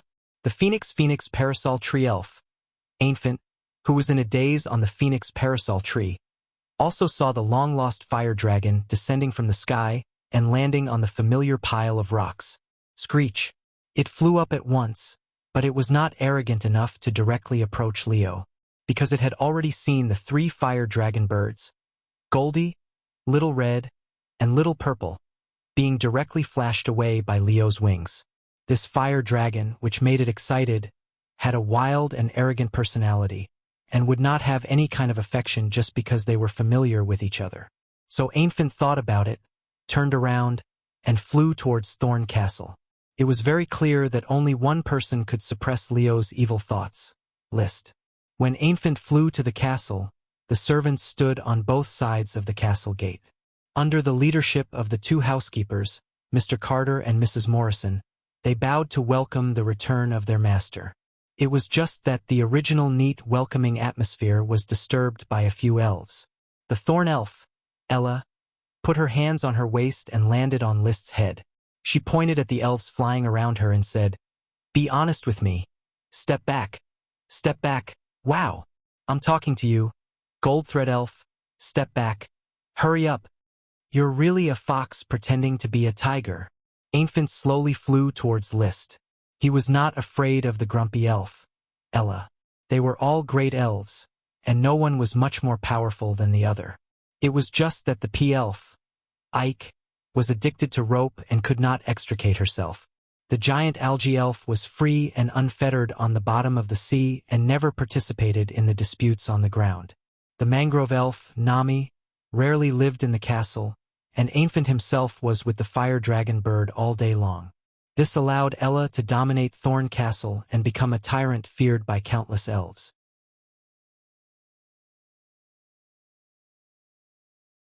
Chapter 8:55. I'm back, Annie. List greeted Annie, the Phoenix parasol tree great elf.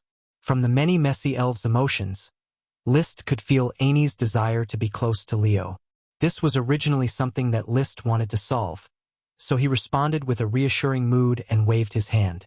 All the sprites immediately followed behind him, chirping as they returned to Thorn Castle. "Ella, take them back to the worm room. I'll visit you later." "Whoa. Ella will beat up anyone who doesn't listen." Ella got List's order and immediately swaggered around. It turned out that Ella had become List's trusted subordinate. Otherwise, why would List choose it instead of the other great elves? Although List's original intention was that Ella was more irascible, the deterrence of a bully was always stronger. Under Ella's banishment, all the little elves had to fly along the corridor back to the worm room. Only Annie remained unmoved and still followed List. Annie could not wait to get close to Leo and sniff the sulfurous smell of fire. "Master, are you going to rest for a few days before leaving? Or are you going to wait until after the New Year's Day?" Butler Carter waited for List to comfort the elves before asking. "I'll leave after a few days. It depends on the situation during the new year. I may not be able to return to Thorn Castle for the new year. If Master doesn't celebrate the new year at Thorn Castle, this year's new year will not have much of an atmosphere. The atmosphere of the first New Year's of Thorn Castle last year is nostalgic. Carter said regretfully. Last year, the Taro family and the Tulip family celebrated the New Year's in Thorn Castle. List smiled. Even if I don't come back in time, Thorn Castle will celebrate the New Year as usual. Carter, you'll be responsible for letting the servants celebrate the New Year together. Master has always been so kind. Mrs. Mawson came over with a cup of steaming hot milk tea. This is freshly brewed Bampo milk. The steward of the cattle farm has just delivered a batch of fresh milk. This is the fresh milk from the cows specially marked by the master. Bampo cattle were divided into different grades. The few cows that were directly infected from the embryonic stage belonged to the purebred dragon breed and had not yet reached the age of milk production. Although the adult cows that were directly infected were not pure enough, the quality of their milk was still very high, and it had always been List's exclusive milk. List took the cup and took a sip. Suddenly, the aroma of milk filled his mouth. Well, I haven't had fresh Bampo milk for a long time. It makes me feel like I've returned to the leisure time of the past. Master, you've really been too busy this year. Gulp, gulp, gulp. List drank up a glass and a half of milk, then said with some emotion, "Yeah, it's been too busy this year. The 3 dragons had to be raised, and the Flame Island had to be developed. Thousands of things could not be separated from his maintenance. It seemed that from the moment he rode the fire dragon Leo, life was like a horse driven by a whip, galloping non-stop. He never stopped to enjoy a few days of undisturbed life without any trifles. After thinking about it, the poor days in Flower Town were the most pleasant. He dreamed of riding a dragon and patrolled the crops of the territory every day. Life was simple and he didn't have to think too much. Those days could no longer be returned. As a dragon knight, he carried the ambition of building a country. Since he had chosen this more difficult path, he must go on unswervingly. Mrs. Morrison, ask the maid to prepare hot water. I'm going to take a bath later. Yes, master. Mr. Carter, get ready. There will be a banquet at Thorn Castle tonight. All officials on Black Horse Island are invited to attend. As you wish, master. After giving the order, List took Infant out of the castle and walked to Leo's resting place.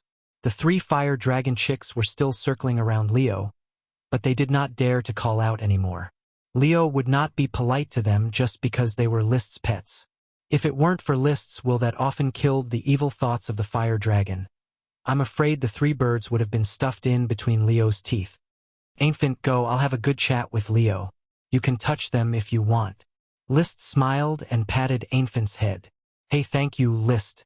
Infant flapped his transparent wings and couldn't wait to fly to Leo's side.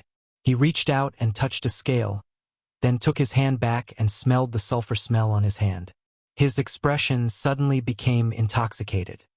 Oh, Leo was very upset. Although Infant was the size of a flea in his eyes, he still didn't like being approached by little things. List used the Dragon Heart Code to negotiate with him. Leo, I plan to move Infant to a place near the volcano where you train. In the future, when you come out to bask in the sun, let him touch you. Why would I allow a flea to touch my body? He's evolving into a dragon elf, which will be of great help to me. Isn't helping me the same as helping you? Think about it carefully. I need magic potions. Touch 10 potions at a time. You're robbing me. List stared at him. 1 potion at a time. No bargaining allowed. In the end, after Leo asked for a sky-high price and List sat on the ground and argued fiercely, 1 human and 1 dragon reached an agreement to touch 2 potions at a time. The once here meant a complete enjoyment, not just touching a scale once. Otherwise, with Infant's method of touching scales more than 10 times in a short period of time, List would be completely defeated in 2 days. After setting the price, Leo laid down on the pile of rocks and fell asleep, leaving Infant to continue touching and indulging in the process. Mission completed. Reward, a jade mine. Being intoxicated by the smell of the fire dragon, Ainfint's worries were all swept away. List's smoke mission was also completed, and he got a jade mine. However, he didn't know where the jade mine was for the time being. It was probably somewhere on Flame Island. Only Ainfint continued to be intoxicated by Leo's smell. List walked back while paying attention to the new smoke mission. After a long period of exploration, the masters of the Fire Dragon Brick Factory didn't figure out how to make porcelain. However, they found that limestone can be made into lime, but this lime doesn't have good adhesion and seems to lack a necessary ingredient. Why not help them solve this problem? Reward: the long-awaited cement. Cement had always been a product that List had been looking forward to. Although the territory had rubber that was 10 times stronger than cement, using rubber to build roads and houses was really overkill. Now that rubber was widely used in shipbuilding, equipment, containers, and other industries, it could be said to be a strategic material. He really couldn't bear to use rubber in construction. Therefore, cement was the best substitute, allowing rubber to be used in more valuable places. Finally going to develop cement. It's been a few years since the Fire Dragon Brick Factory was built, and it finally paid off. The Fire Dragon Brick Factory was a large workshop with a brick workshop, pottery workshop, charcoal workshop, and so on. It had been firing cement and porcelain according to List's requirements. However, porcelain couldn't be fired well, and cement couldn't be made.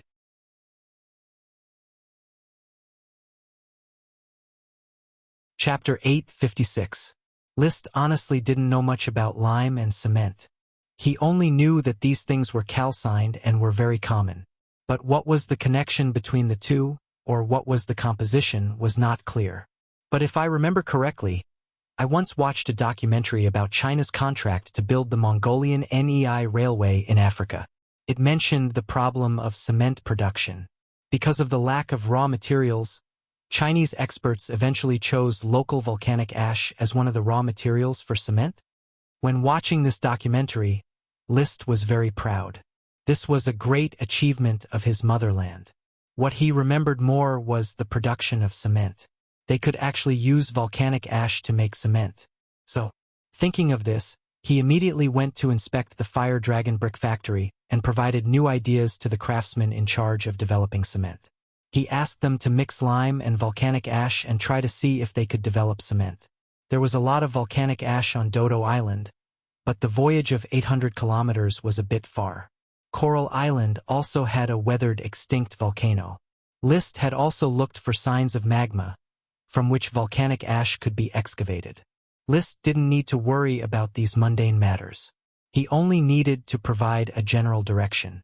In the following time, he teased the elves and patrolled the territory while waiting for a chi to set up experiments and prepare magic materials for the mages of the Guild of Magic. The officials had prepared 10 large frame ships, filled with supplies and personnel, to be transported to Infernal City. December 10th. Ready to set off. Whoa! The Thorn Sprite, Ella, was very reluctant to let List leave. Stay safe in the castle. Don't bully the little elves at will. When I build a castle and plantation in my new home, I will move you there. Remember to come early. Okay. Whoa. Ella let go of his hand and watched List leave. Among all the great and little elves, it was the most emotional one. It was not known if it was because List's thinking was very different from the people of this world, or because Ella itself was different. In short, among List's many strange elves, Ella was still the most special. 10 large frame ships set sail, including the frame ship that had been parked under the Thorn Castle. The cabin of this ship was sealed with the Emerald Dragon's hind legs. Now that the Infernal City was established on the Infernal Island, he decided to bring the Emerald Dragon's hind legs to the Infernal City and hide them in the cellar of the new castle that was about to be completed. Precious treasures related to the Mind Fruit tree and the mystifying dragon's mind fruit should be kept by his side.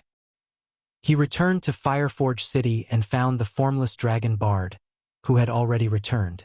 List didn't stop to rest.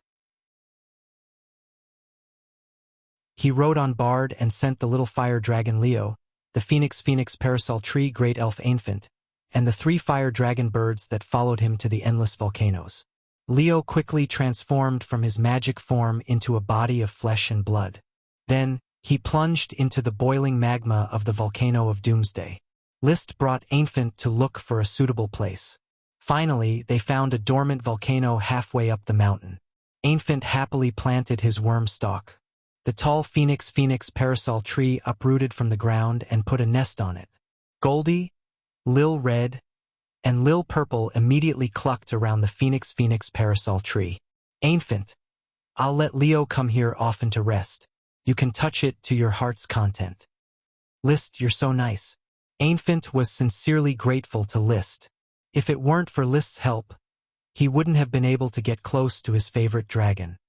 Help me take care of these 3 birds. Don't worry, List.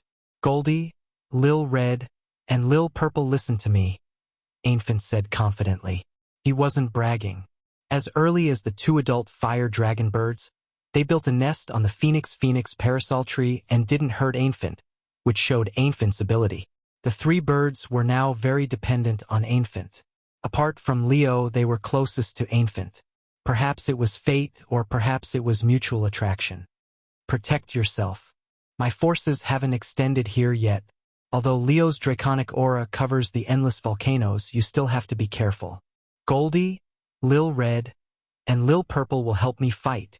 Although they were young birds, the 3 fire dragon birds had already learned the fire magic engraved in their bloodline Flame Slash. With a flap of their wings, they instantly condensed flames into blades with shocking power. It was a piece of cake to deal with low-level World of Warcraft. Even if it was against mid-level World of Warcraft, it wouldn't be a problem. As for high-level World of Warcraft, within the range of Leo's draconic aura, no high-level World of Warcraft would casually invade. Therefore, Infant's safety was basically not a problem. Bard, let's go. Wuxia. The invisible dragon flapped its wings and quickly entered the material boundary. Then, it forcefully tore the boundary open and stepped into the world outside of the material world.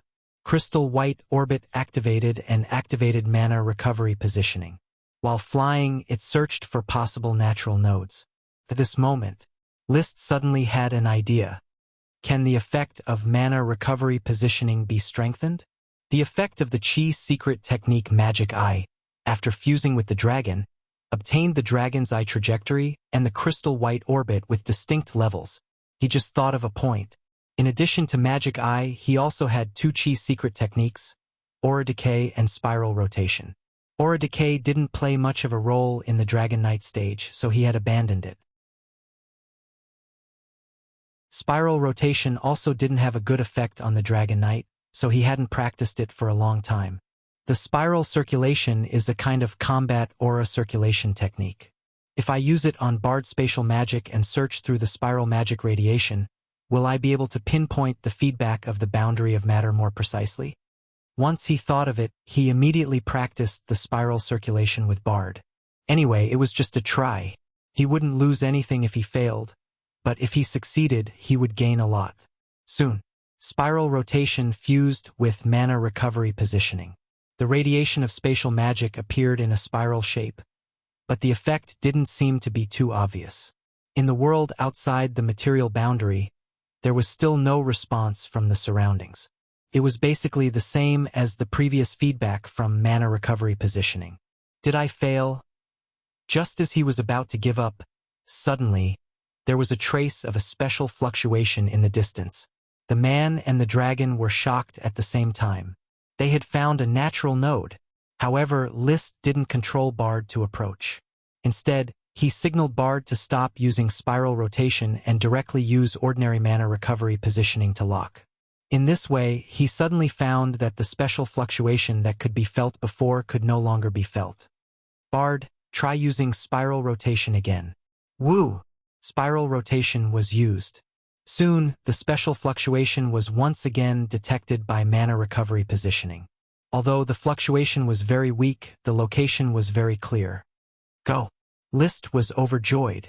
He was really a genius. He had developed another powerful skill. He directly called this upgraded version of mana recovery positioning skill Spiral Positioning. The birth of Spiral Positioning meant that the value of Chi's secret techniques had returned to his field of vision. Originally, When the magic I fused with the dragon and exerted a strong effect, he had a huge desire for Chi's secret techniques. However, the weakening of the aura and the dispensable spiral rotation made him waver in his belief in Chi's secret techniques. Except for the special magic eye, other Chi's secret techniques seemed to be useless to the Dragon Knight. Therefore, his motivation to search for Chi's secret techniques gradually slackened. Now, spiral rotation made Chi's secret techniques of great value again.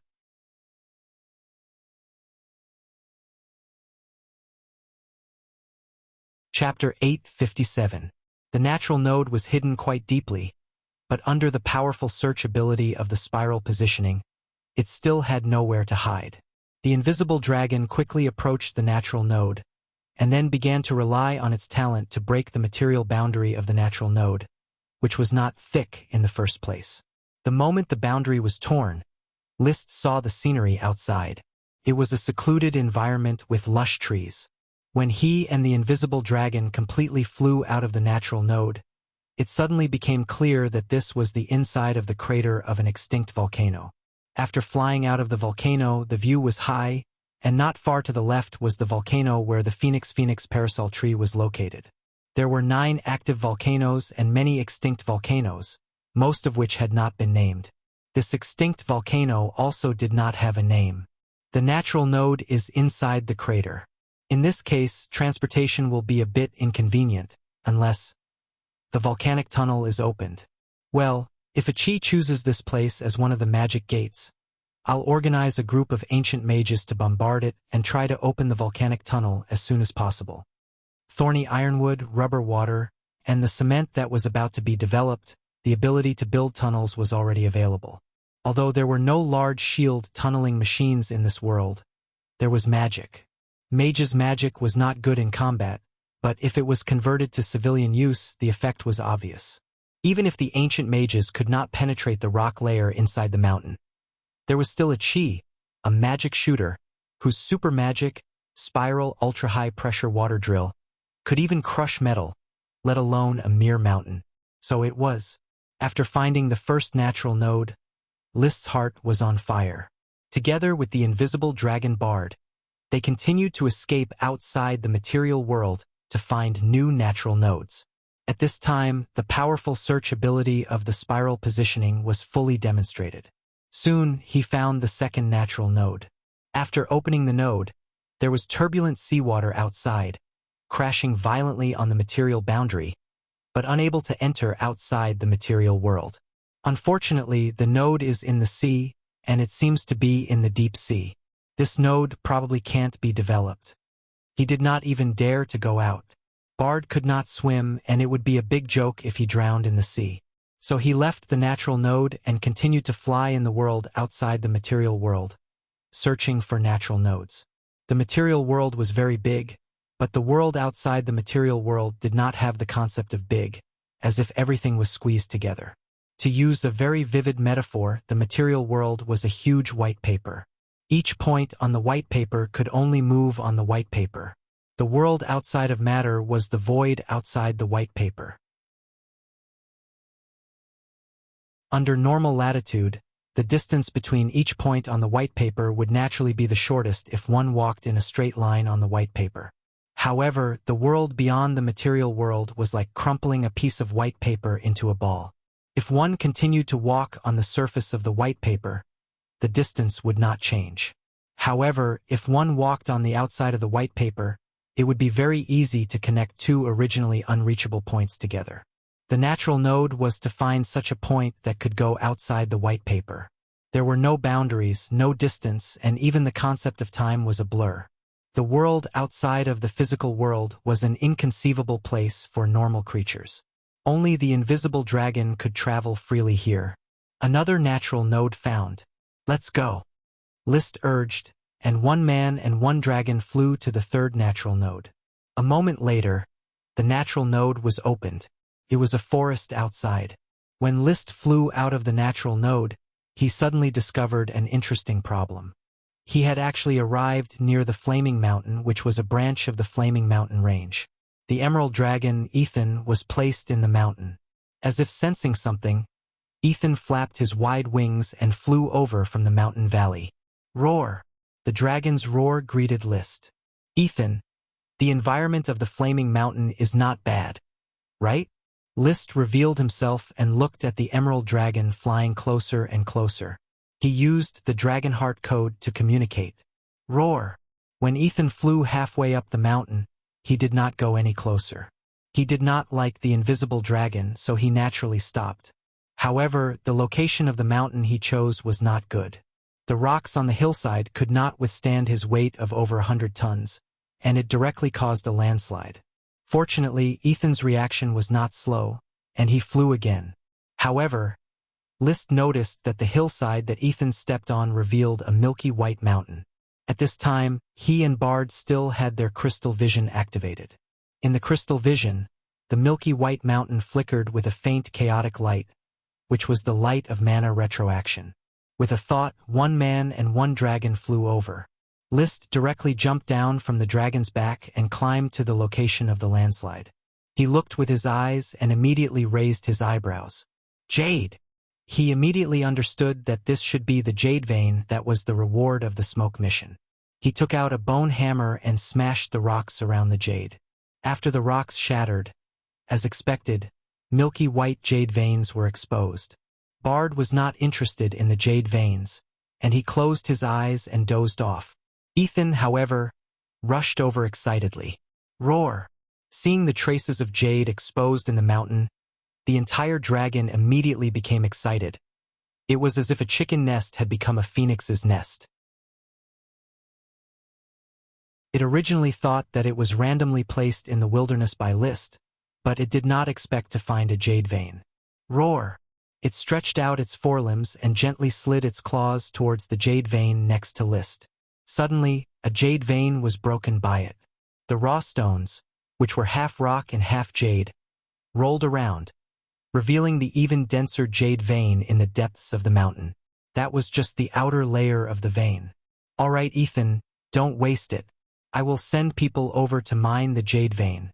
When that time comes, you will have a share, eat as much as you want. Roar! I'll give you a mission. Go to the other mountains and dig a few more times. See how big this jade vein is. With the jade as a driving force, Ethan was very easy to talk to and immediately flew up. He flew to the waist of the neighboring mountain and casually swiped with his claws, and a new milky white jade vein was dug out. He drew 10 mountains in a row, and all of them contained jade veins. An entire branch of the mountain range was buried with jade veins. Conservatively speaking, the reserves were more than 100,000 tons. Jade was bought and sold by the weight in the market. Suddenly obtaining a 100,000-ton jade vein undoubtedly made List feel like he had been hit by a huge gold ingot. If I excavate all of this jade vein, it will probably be enough for me to use for 100 years. Roar! Ethan roared to express his thoughts. He wanted List to immediately help him build a dragon nest here. And from now on, he would settle down in this jade mountain. As an adult dragon, he was smart enough to express that as long as there was a sufficient supply of jade, producing light emeralds would not be a problem. All right, you can build your dragon nest here. I will send people over immediately, but it will have to wait until after the new year. The road between Mount Maelstrom and Flaming Mountain is not open yet. Ethan nodded to show that he understood.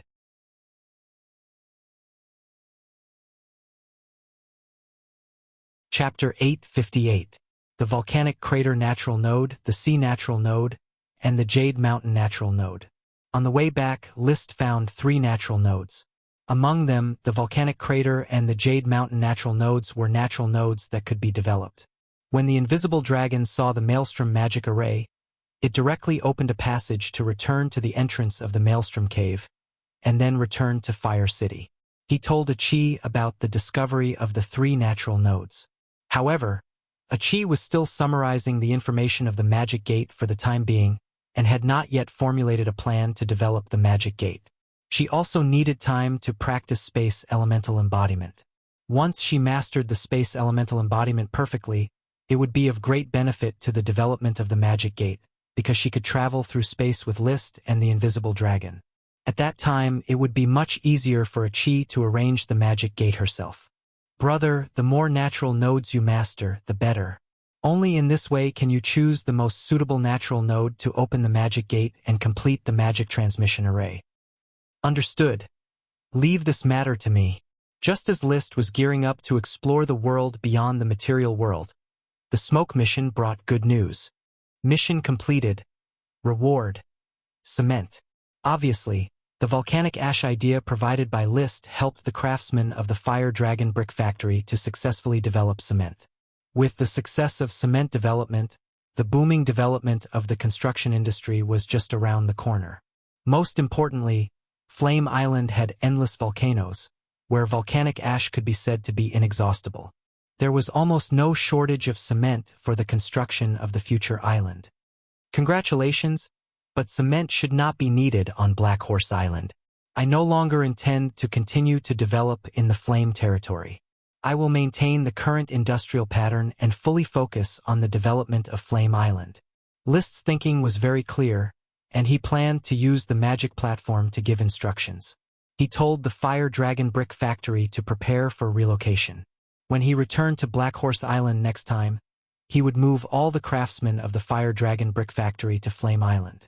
At the same time, he also planned to move the Guild of Magic as a whole, and then let the mages settle in the Fire Dragon Brick Factory and continue to develop new types of cement with the craftsmen.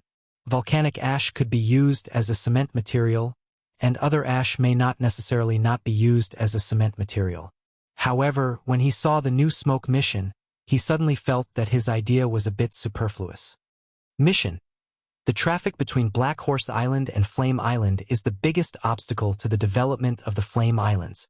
However, the preparation of the Magic Gate gives you another option outside of the Great Voyage.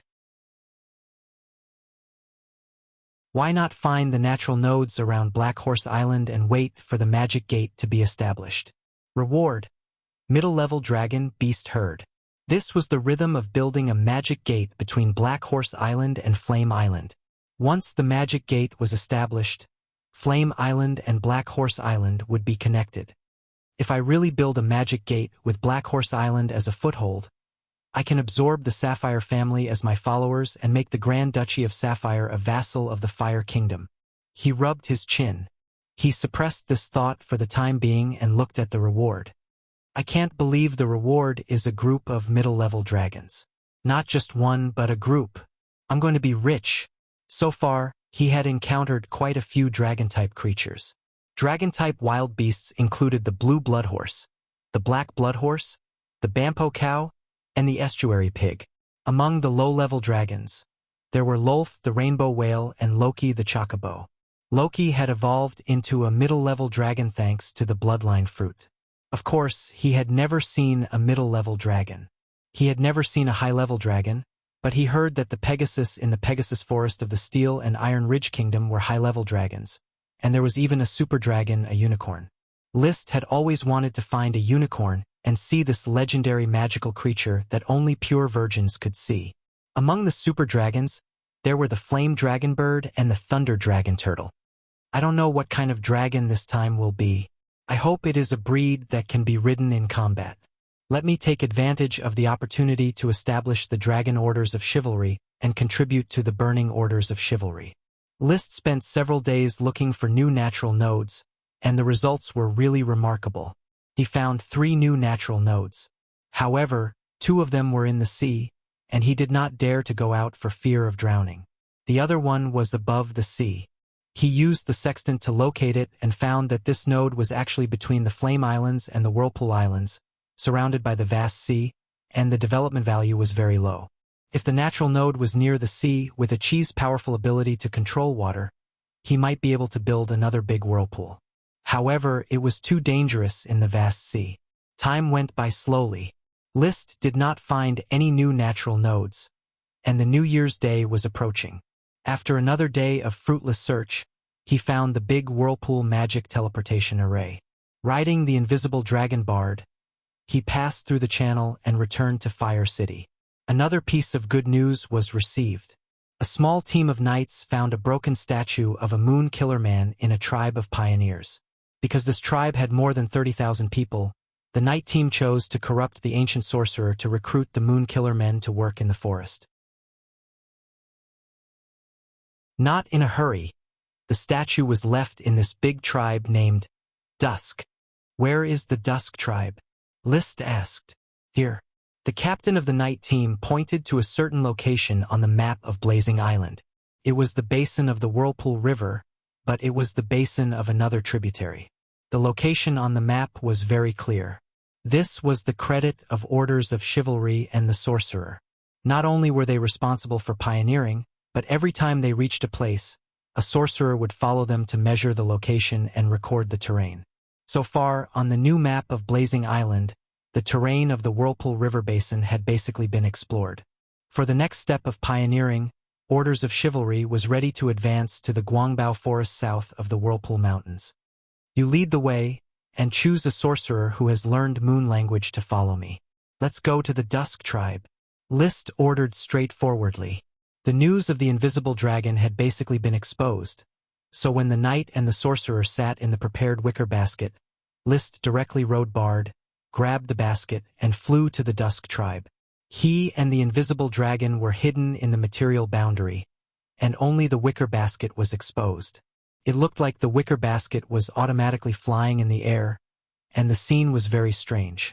However, the Earth Knight Dennis and the sorcerer Harold sitting in the wicker basket didn't have the slightest shame or indignation, only uncontrollable excitement. It's a dragon, an invisible dragon. Even His Highness can't see it. This is inconceivable. Dennis thought to himself, His Highness really has a second dragon. What kind of great dragon knight am I following? When the country is established, I will definitely become a noble aristocrat. Harold looked forward to it. His Highness the formidable dragon knight, and His Excellency the great magic shooter. I wonder if I can become a member of the court sorcerer in the future? Not all sorcerers were indifferent to fame and fortune, and their hearts were devoted to the truth. Most sorcerers were also keen on worldly power. Therefore, many sorcerers would become consecrated by great aristocrats, and even enter the palace to serve the aristocratic class. All of a sudden,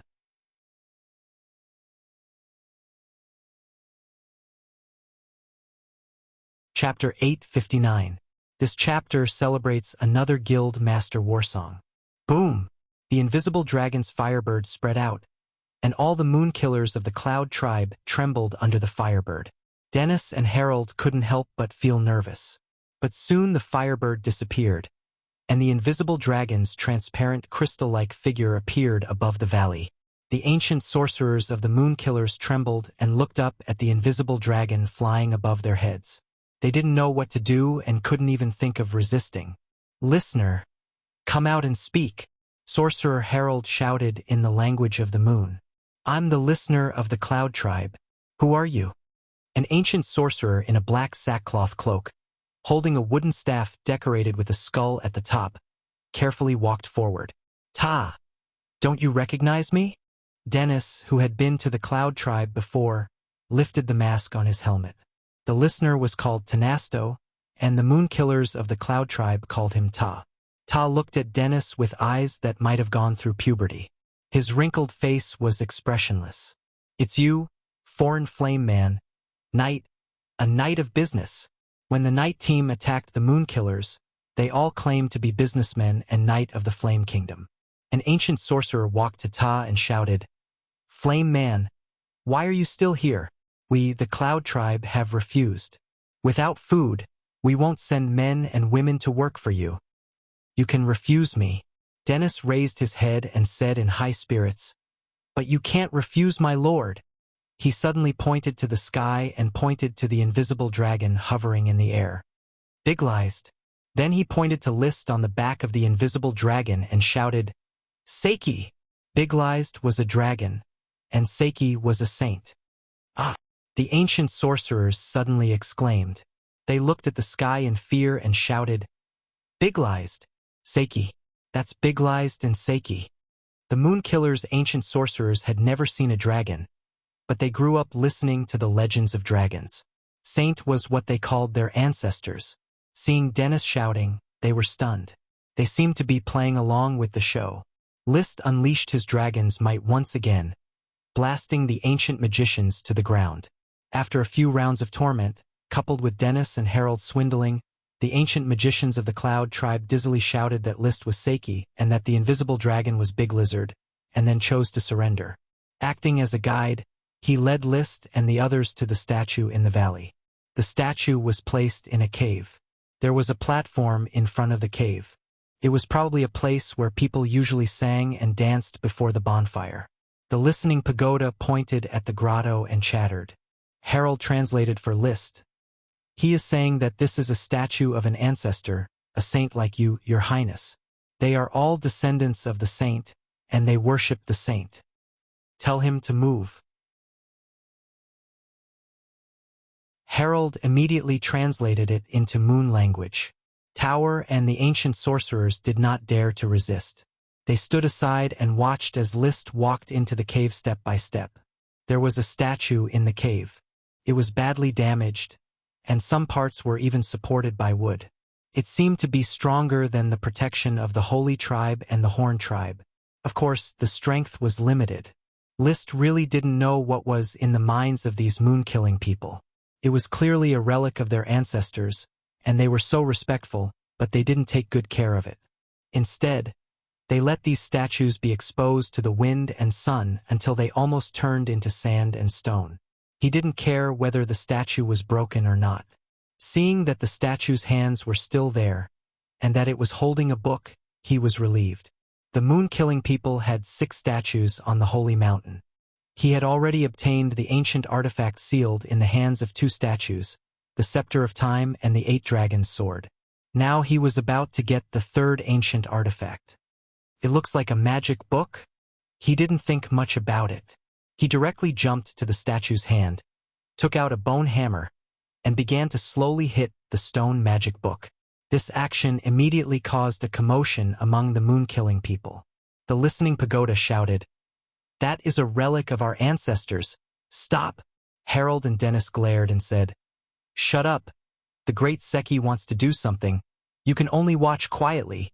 However, the two's act was not enough to scare off the moon-killing people. Under the lead of Ta, the ancient magicians shouted one after another, trying to stop List's action. However, List didn't stop at all. The invisible dragon directly activated Dragon's Might and gave these ancient magicians a heavy blow for the 3rd time. The ancient magicians of the Red Cloud Tribe didn't have as much backbone as the ancient magicians of the Holy Tribe.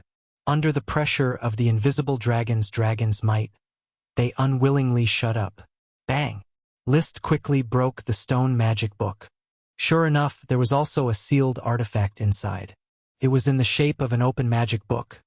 But the strange thing was that it wasn't a real magic book. It was in the shape of a book carved from a special wood. It remained open and couldn't be closed. There were no words on the open page, which looked very strange. He didn't look at it carefully and directly put it into the space ring.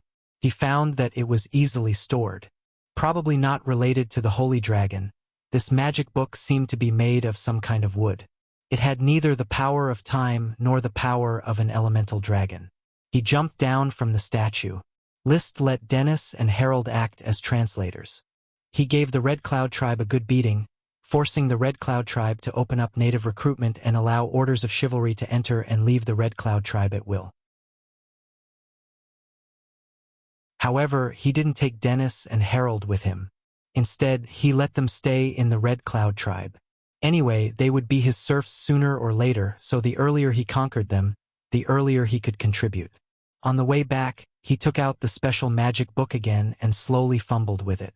However, he didn't see any reaction from the magic book. "I don't know what the Scepter of Time does, but I also don't know how to use this magic book." This was a bit embarrassing.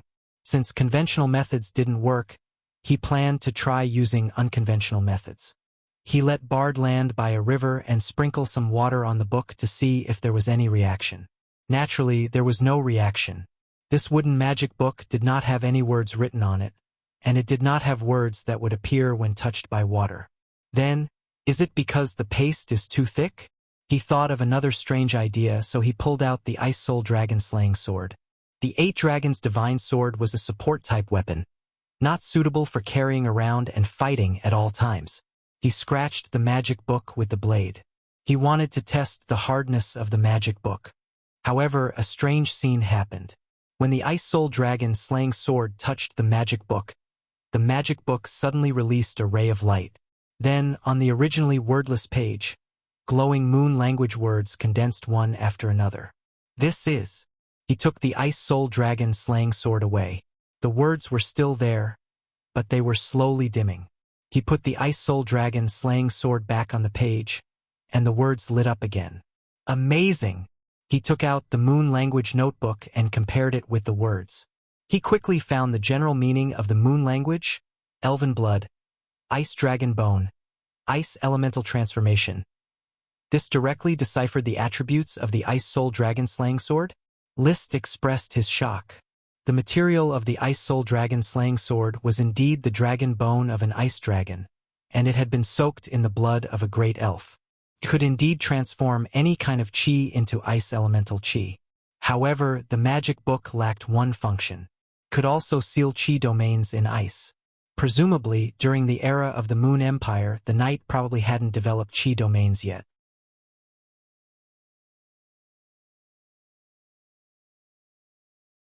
Chapter 860. To verify if the ancient book of knowledge was really so magical, List then tried to take out various artifacts and touch the magic book. The spatial ring touched it. Light flashed, and a simple moon language appeared: invisible dragon gem, independent space. The 8 dragons sword touched it. Light flashed, and a simple moon language appeared: elemental dragon strength. Water, fire, earth, wind, thunder, light, ice, darkness, amplification. The mystical dragon soul fruit touched it. Light flashed, and a simple moon language appeared: emerald fruit, emerald dragon strength, mystical dragon soul. List nodded slightly. So the mystical dragon soul fruit was called emerald fruit in the Moon Empire era. The dragon hind leg I found was indeed an emerald dragon's hind leg. The sapphire pendant touched it. Light flashed, and another simple moon language appeared: sapphire amplification. Then, he touched a golden pearl that had yet to be polished to it.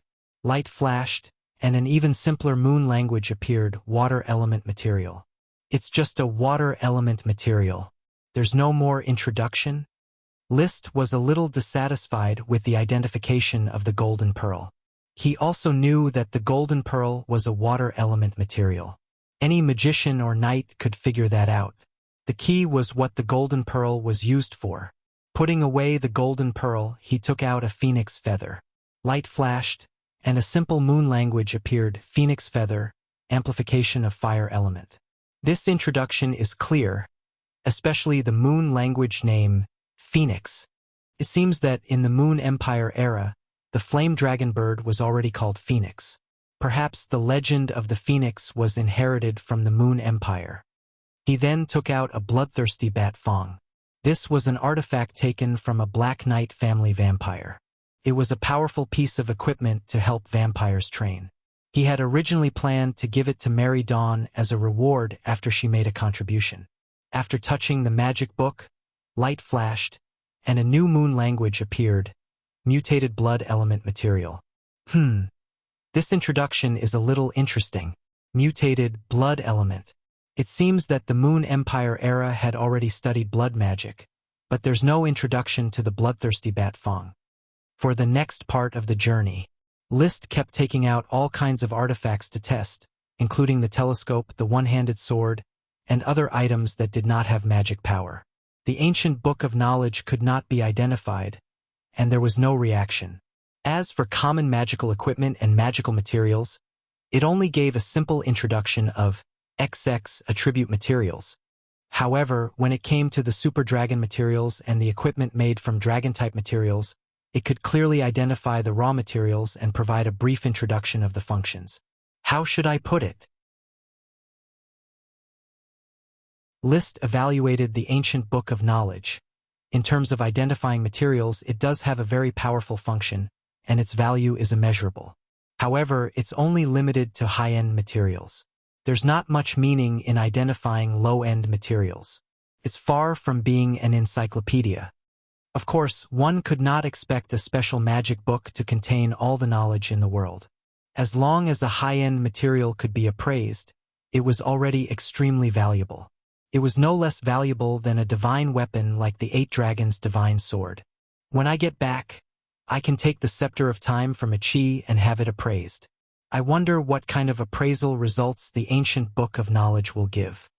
Not long after, they arrived at Fireforge City. He gestured to the invisible dragon bard to rest first, and went straight to the wizard tower to find a chi, who was busy. A chi! I found something good. What is it? Give me the scepter of time first. Taking the scepter of time from a chi, Liszt directly touched the scepter of time to the ancient book of knowledge. In the next moment, light bloomed. A paragraph of the language of the moon appeared: Twilight Dragon Gem, Golden Apple Wood, Reflecting Time. A chi was already familiar with the language of the moon and directly translated the meaning of the language of the moon.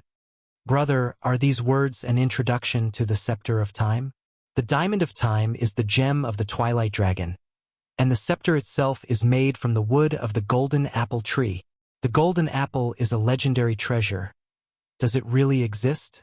Since the ancient book of knowledge clearly gave an appraisal result, it means that the golden apple really exists. Liszt now basically adopted an attitude of belief towards the legends of this world. The difference was whether the legend was exaggerated or not, and not whether the legendary item existed. Ancient book of knowledge? It is this magic book. This is a divine weapon I found at the hand of the third statue. It can appraise high-end dragon-type equipment materials and give a rough introduction. Liszt pointed to the language of the moon on the book. The scepter of time is made from the Twilight Dragon Gem and the Golden Apple Wood, and its attribute is time reflection. What does time reflection mean, brother? I don't know. In fact, it seems impossible to activate it with magic power, which is why I gave it to you to study. A chi has no time to study it for the time being. Let's talk about it when you have time. In any case, the scepter of time is not going anywhere. At this time, a chi suddenly thought of something. Right, brother? Can the ancient book of knowledge appraise sprites? Appraise sprites? Liszt stared blankly. In fact, there was no need to appraise sprites. After spitting out the worm stalk, he could tell what kind of sprite it was. However, he had yet to appraise a living creature. His own hand did not count, and there was no reaction when he placed it on the book. Therefore, he took out a sprite worm and placed it on the ancient book of knowledge. Then the magic book glowed, but only one language of the moon word appeared: sprite. Oh, do you think I'm blind? Do I need you to remind me that this isn't sprite? Liszt chuckled at the ability of the ancient book of knowledge. Well, it's useless for me to keep this ancient book of knowledge. I'll give it to you, a chi. It just so happens that you often need to identify magic materials. A chi did not refuse. Okay. After obtaining the ancient book of knowledge, Liszt's heart began to burn with passion for the artifacts sealed in the other three statues. He did not know what kind of special artifacts were sealed in them. However, he was not in a hurry. When all the Moon Killer tribes were conquered, these artifacts would fall into his hands sooner or later. So, he continued to look for natural nodes. Not only to complete the smoke mission, but he also really wanted to open up the passage between Black Horse Island and Flame Island. So as the days passed, he continued to search. Soon, the year 154 of the Sapphire calendar came to an end, and the new year 155 slowly arrived. The Thorn Castle did not have the joy and laughter of last year. The servants, under the leadership of Butler Carter, had a simple New Year's Day. The newly built castle in Firewood City was bustling with activity. Liszt and his followers were celebrating the first New Year's Day on Firewood Island in the castle named Firewood Castle. Your Highness, I propose that this year be the first year of the Flame Calendar. Today is the first New Year's Day of the Flame Calendar. Duarte Red Apricot raised his glass and said,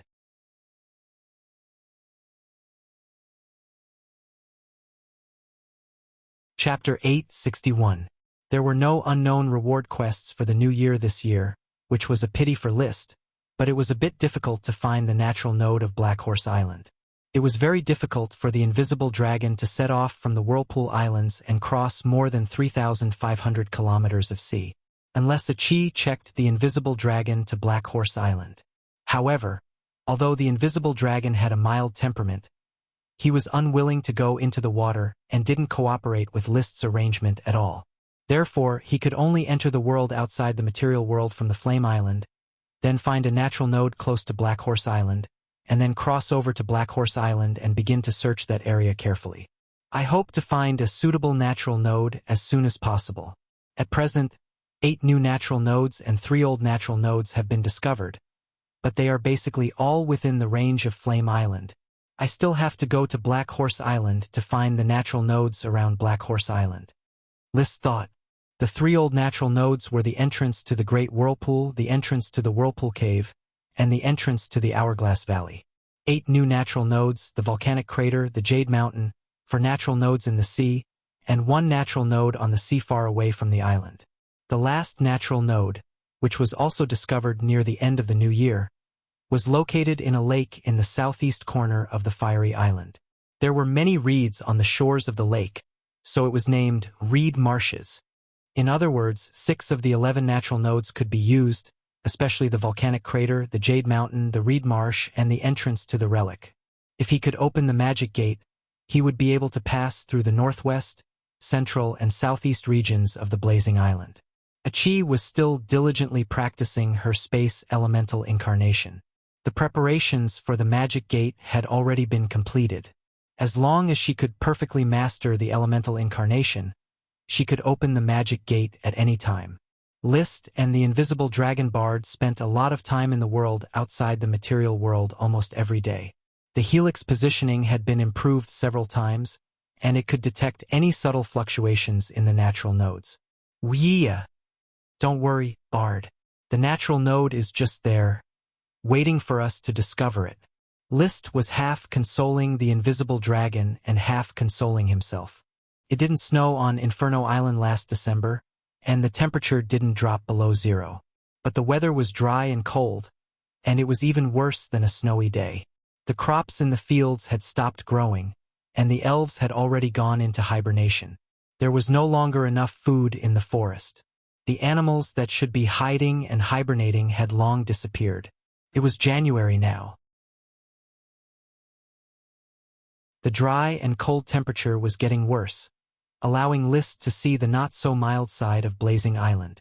It was a little hard, Your Highness. The potato harvest was not as plentiful as I had imagined. Taking in the Moonkiller tribe natives as serfs would consume a lot of food, and it would be hard to maintain the stability of Infernal City. Estuary City in the south has also sent us news of a food emergency. Should we postpone the incorporation of serfs? Duroot Red Apricot had gained List's trust and was in charge of the development of Fiery Island. There's no need to postpone it. It's more difficult for us to kill the Moon People. At this time, it's very easy to use food as bait to tame the Moon People. I will personally transport food from Black Horse Island to support the use of the pioneering team. List relied on the fact that he and Chi could continuously transport food and did not agree to Duterte's request. However, he felt very regretful. The potato sprite, Kutcher, was very useful, but the planting time was too short. Many of the potatoes hadn't matured yet, and it was already winter. Under the influence of the dry and cold climate, even the great elves could no longer promote the growth of the potatoes. Otherwise, this wave of potato harvest could still support the consumption for half a month. Now, food could only be transported from Black Horse Island.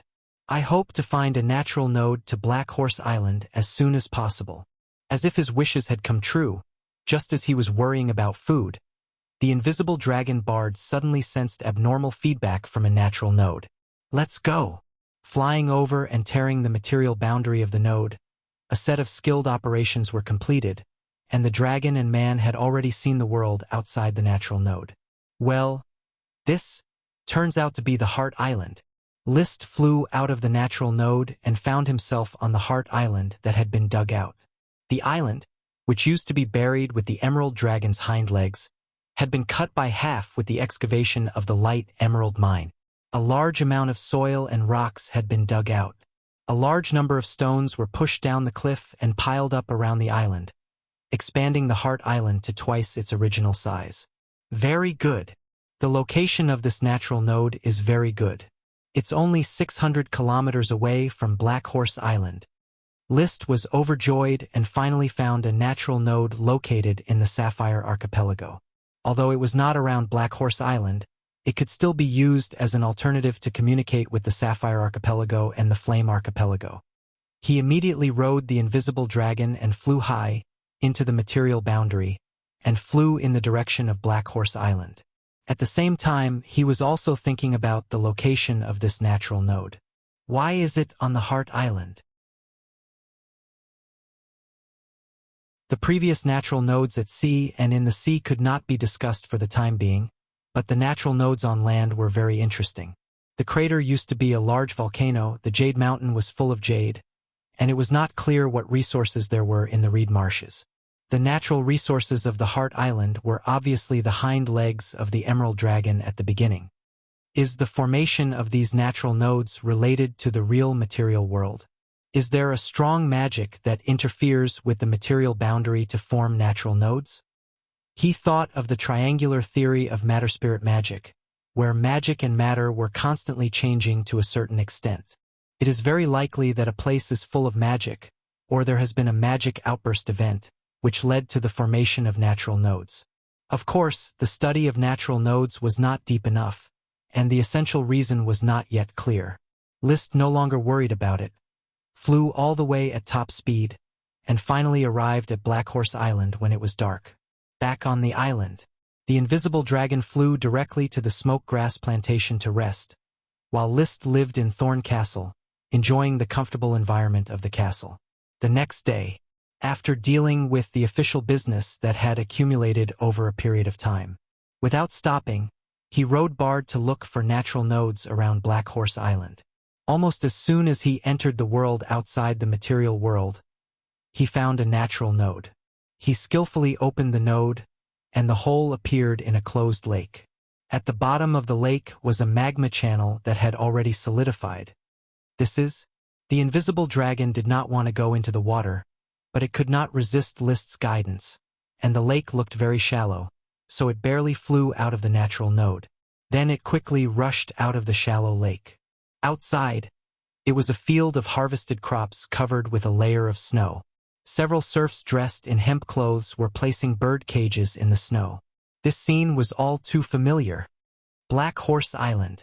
This is the Lake of Bones in Red River Town, the place where the body of the previous fire dragon was originally buried. Such a discovery made Liszt feel extremely surprised. What natural node could be more wonderful than here?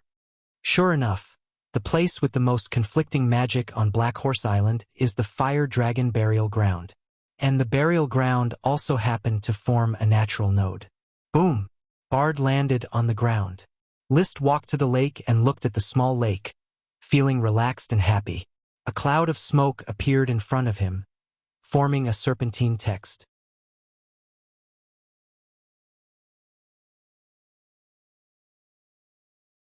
Chapter 862. The Lake of Bones was filled with lake water. If he wanted to build the magic gate, the lake water needed to be emptied. It was easy to empty the Lake of Bones. He just needed to dig an opening and connect it to the Red River not far away. The terrain of the Lake of Bones was higher than the Red River, so the lake water could not be stored. Then he needed to dig the Lake of Bones into a square, and open the magic gate on the square. I don't know if the magic gate he set up will have too much turbulence and repulsive force. If it is like the entrance of the Whirlpool Cave, flying out every time, it will still be a big problem to pass through. I hope the repulsive force can be reduced, and I can enter and exit at normal speed. Although this was what he was thinking, he did not do anything immediately. He still had to wait for a Chi to inspect it personally before making a decision. There were specializations in every field. Coordinating the overall situation and fighting against the heroes were his forte, and the magic profession was a Chi's forte. He looked at the new smoke mission, and after seeing the content, he vaguely had the illusion of a pain in the ass. Mission: build roads if you want to be rich. The development of Flame Island will face many problems, and the lack of smooth roads is one of the main constraints, especially for a knight. Without sufficient open space to charge, it will be difficult to unleash their combat power. Please build 500 kilometers of roads on Flame Island. Reward: Emily's new life of Qi. The mission reward was very good. The new life of Qi referred to the promotion of mid-level Qi to high-level Qi. Emily was about to become a Sky Knight, which was worth celebrating. As the only genius in the territory who matched the status of a Dragon Knight candidate, List had high hopes for this 14-year-old girl. He had been training her as a light green Dragon Knight. But Emily, who did not have a cheat, was still not as strong as List, who advanced from Earth Knight to Sky Knight in half a year, and then became a Dragon Knight in a few months. She trained as an Earth Knight for a full year, and from Sky Knight to Dragon Knight it would probably take longer. She probably could not become a fighting force in a short time, unless the light green gem dragon recognized her and was willing to help her start training Dragon Qi in advance. If that was the case, then reaching the peak of advanced Do Qi was just around the corner. Emily is 14 this year, 15 next year, and 16 the year after that. If she's given a few more years, there's a chance that she'll be able to ride a dragon before she's 20. This kind of talent is really frightening. The only thing I have to worry about is that once her body develops, she'll probably be restricted as a female. There had been female Sky Knights since ancient times, but there had never been a female Dragon Knight. Female powerhouses were mostly concentrated in the field of mages. Although the 6 statues of the Moon Killer's ancestors had long been destroyed beyond recognition, one of them, which was the one holding the ancient Book of Knowledge, was a female statue. I hope Emily can break this rule and become the first female Dragon Knight. No matter what, List would do his best to nurture Emily. Even if she couldn't become a Dragon Knight in the future, she could still learn the Do Qi domain scroll and become a domain knight. The talent she had displayed was worth nurturing. Moreover, List could not tell if he had some unspeakable thoughts in his heart. Nurturing a Lolita? This smoke mission has to be completed as soon as possible to help Emily regenerate her Do Qi. However, the mission is too difficult. I have to build a 500-kilometer road on Flame Island. The road was not an ordinary path, but a road that could be used by a knight to charge. It was not limited to a stone road, even a dirt road could be used. However, the standard requirement for a road was that the road was very wide, very flat, and could not have too many curves. Generally, roads were built around big cities. There was a road around Iron Hoof City that led to Bull Castle, which was 30 kilometers long. Now, to build a 500-kilometer road was a huge project. With the current strength of Infernal City, it would probably take more than half a year. When encountering a river, he had to build a bridge. When encountering a mountain, he had to dig a tunnel. If the terrain was too complicated, it might not be completed in more than half a year. I'll take it one step at a time. The discovery of the natural node on Black Horse Island allowed List to travel between Black Horse Island and Flame Island at will. After flying for half an hour in the world outside the material world, he successfully found the wormhole space fluctuation of the Great Maelstrom Magic Transmission Array. Then he rode the invisible dragon bard directly across the wormhole space and flew out of the vortex hole. Looking at the flowing waterfall behind him, List suddenly thought of something. He suddenly thought of something. I have 4 spatial rings, and a Qi has 2 spatial rings. If we add them together, we have about 400 cubic meters of space, which is equivalent to a large warehouse. Before the magic gate is established, I can act as a porter and use the space ring to transport supplies. Large items could not be transported, but valuables could be transported by him personally. He did not see a Qi in the Mage Tower laboratory. After asking Lucy and the twins, he learned that a Qi had gone out and would return in the evening. List was thinking about whether to take advantage of this time to go back to Black Horse Island and deliver a batch of rubber water. Suddenly, he received a report that the knight who went to the Red Cloud tribe encountered a large invasion of giant elephants. The Red Cloud tribe was unable to resist and had all moved into the sphere of influence of Infernal City. Giant elephants? List asked carefully and learned that it was a very powerful Earth attribute world of Warcraft that moved in groups. They did not hurt people, but they directly took away the warehouse where the Red Cloud tribe stored food, then wantonly destroyed buildings and plundered food. Everywhere they passed, the ground was trampled flat. Even the ground was trampled flat? Yes, Your Highness. The group of giant elephants is too strong. It is difficult for us knight to launch a charge. They stamp their feet, the ground shakes, and then our mounts will be unstable. Magician's magic can't hurt them. They all know magic rock armor. Rock armor was an advanced earth magic. Dosun knew this trick. It formed a solid rock on the body, and its defense was no worse than mithril armor. List's heart moved. List rode the invisible dragon bard directly and flew to the Red Cloud tribe. After a few flashes, he had arrived at the valley where the Red Cloud tribe was located. After a little search, he saw the group of giant elephants that the knight had mentioned. There were about 100 of them, including elephants and small elephants. It was a large family group. The giant elephants looked very strange, very different from the common elephants.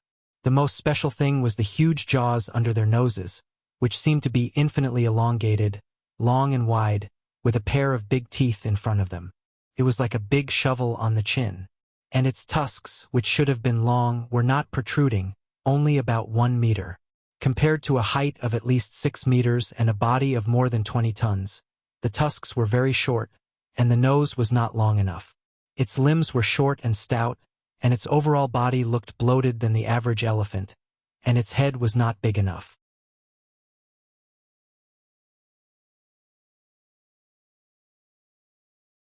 Chapter 863. With their huge bodies and exaggerated jaws, List had already given this group of giant elephants a name in his heart, shovel-toothed giant elephants. Seeing their rich earth attribute magic and their powerful ability to easily trample the ground, he had an incomparable desire to tame this group of shovel-toothed giant elephants. Then, use it to build roads. With this group of shovel-toothed giant elephants, the construction of the 500-kilometer gallop shouldn't be a problem. I knew that smoke missions wouldn't give unsolvable difficult missions. Turns out that everything is arranged by the power of fate. Without this group of shovel-toothed giant elephants, there would be number 500-kilometer gallop mission. His mind was suddenly enlightened. The invisible dragon sensed his thoughts and let out a sharp whine, flying out of the material boundary, revealing a crystal-clear body like flowing water.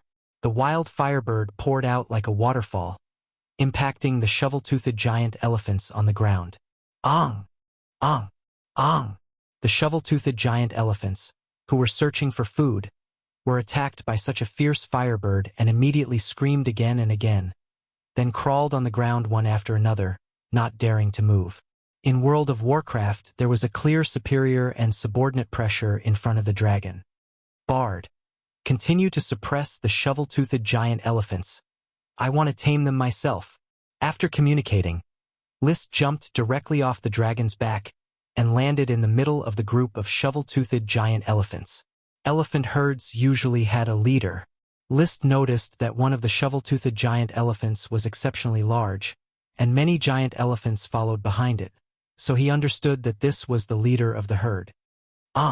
Seeing List walk over step by step, the leader of the herd, oppressed by the firebird, wanted to move its body, but did not succeed.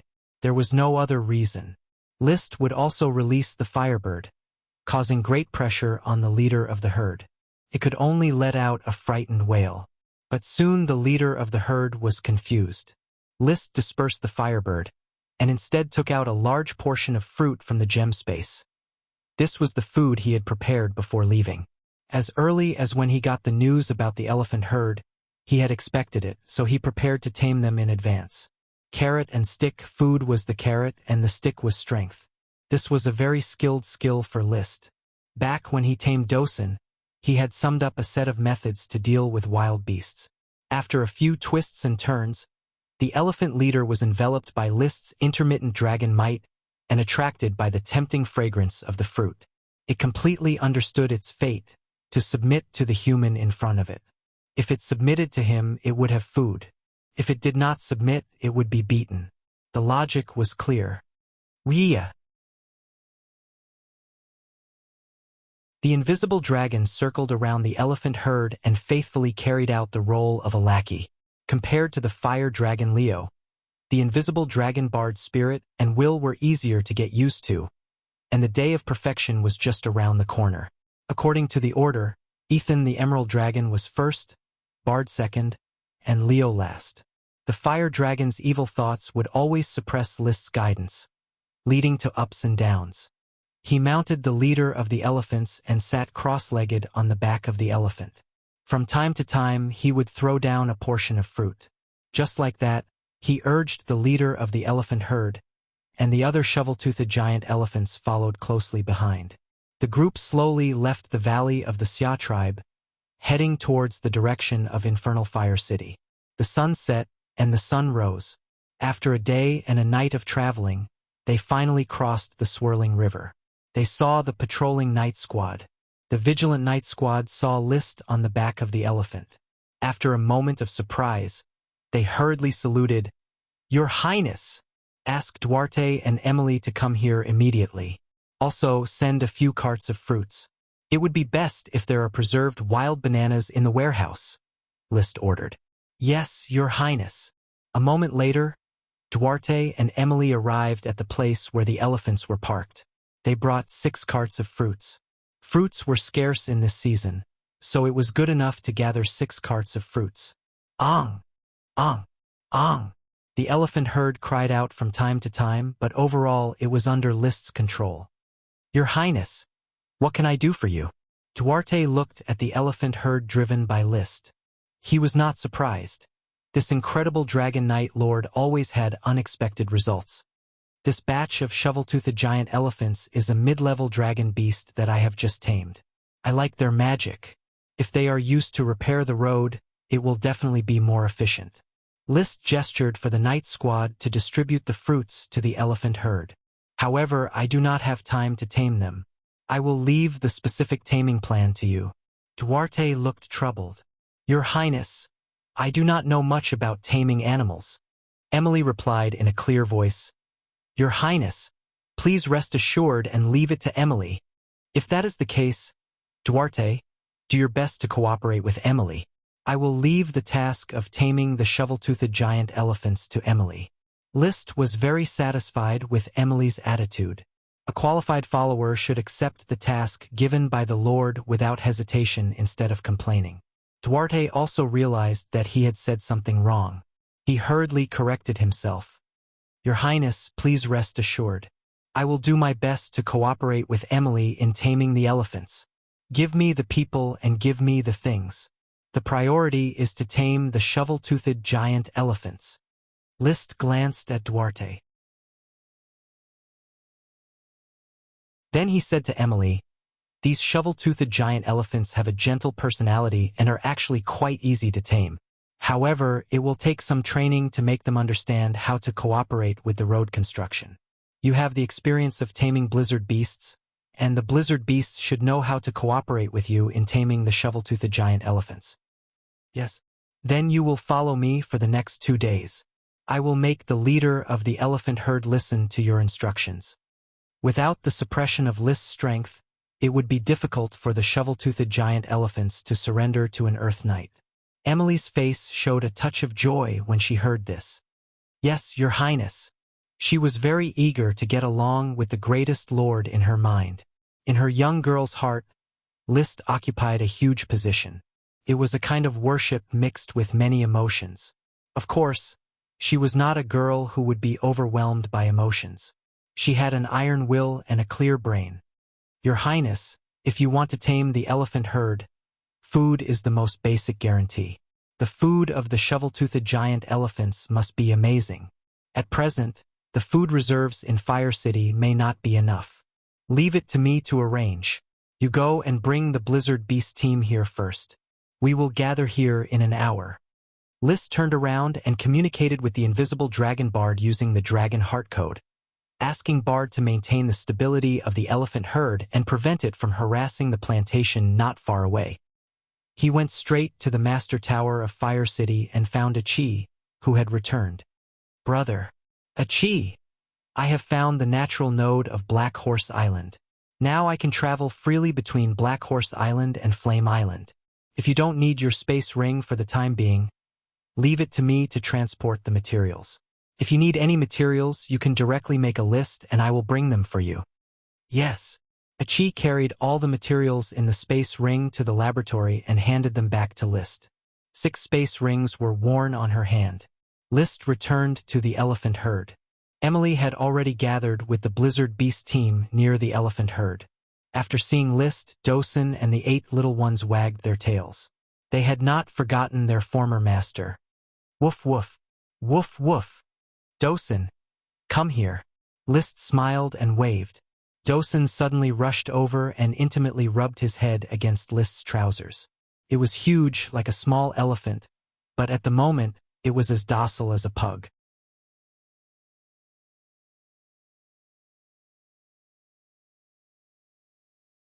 Chapter 864.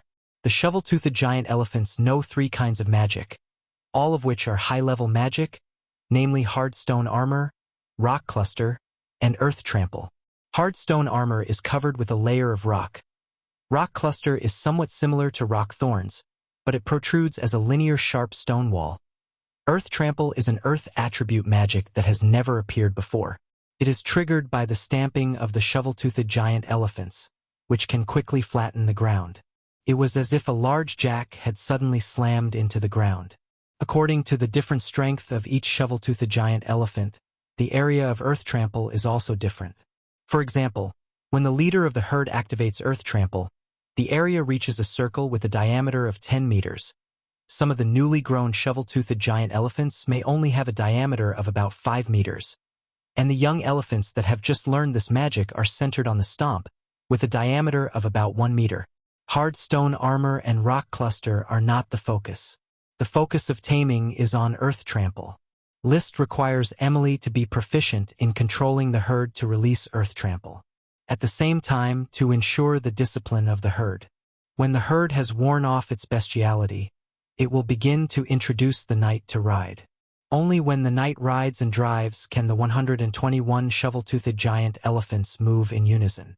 Throughout the second half of January, List assisted Emily in training the shovel-toothed giant elephant herd, while constantly shuttling between Black Horse Island and Flame Island, transporting the necessary materials to maintain the daily operation of the territory. Forward, shovel-toothed giant elephants. Emily rode on the back of the leader of the herd and issued a command. Behind her were more than 100 large and small shovel-toothed giant elephants. On the back of each giant elephant was a knight, led by a young knight. Ong! Ong! The giant elephants raised their trunks from time to time and let out a dull cry. Then they lined up in a disorderly line and set out from the elephant garden, along the 40-meter-wide road that had been trampled into a hardened block of earth. The speed of their advance was not fast, but the momentum was magnificent, constantly rolling up the dust on the road as if it was smoking. Around the herd, the blizzard beasts, under the leadership of Dosen, constantly circled around the shovel-toothed giant elephants to prevent them from walking around. Under the dual control of the knight and the blizzard beasts, the elephants began to gradually get used to their current way of walking and were no longer free and undisciplined. This is the embryonic form of my mammoth orders of chivalry.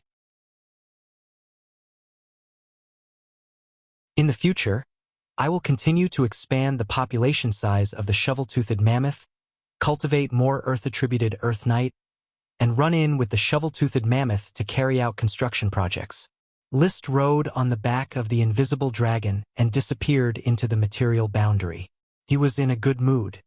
He had already decided to rename his direct subordinate orders of chivalry the Burning Legion. The first orders of chivalry in the Burning Legion was the mammoth orders of chivalry in front of them. They weren't focused on fighting, but on construction. Stop! Emily ordered loudly after the elephants arrived at their destination. The giant elephants immediately stopped their somewhat disjointed movements in a disorderly manner. They slowly moved their positions and arranged themselves into a more orderly group. In front of them there used to be a small hill, but now there was only a bare mound of earth. Riding on the leader of the elephants, Emily slowly turned around and gave new instructions to the elephants behind her. First row, step forward. The first row of shovel-toothed mammoths, driven by the knight, stepped forward to the designated position. And then, following Emily's instructions, the knight shouted to their mounts, Shovel-toothed mammoth, trample the earth. Ong, ong, ong. The shovel-toothed mammoths raised their forelimbs and stomped heavily on the ground. The power of magic bloomed in an instant, and the ground seemed to be smashed by a weight of thousands of pounds. There was an earthquake-like shaking. It could be seen with the naked eye that the ground, which had already been compacted to the point that water droplets could not penetrate, sank another tens of centimeters, and the soil became more solid. If a shovel were to be used to shovel the soil now, it was feared that the shovel would not be able to dig out an inch of soil. The soil was almost as hard as a rock. It was such powerful magic that the original mountain was abruptly flattened.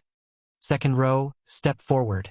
Emily gave another order, and the second row of shovel-toothed mammoths, under the knight's control, repeated the previous operation and stomped a few centimeters deeper into the ground.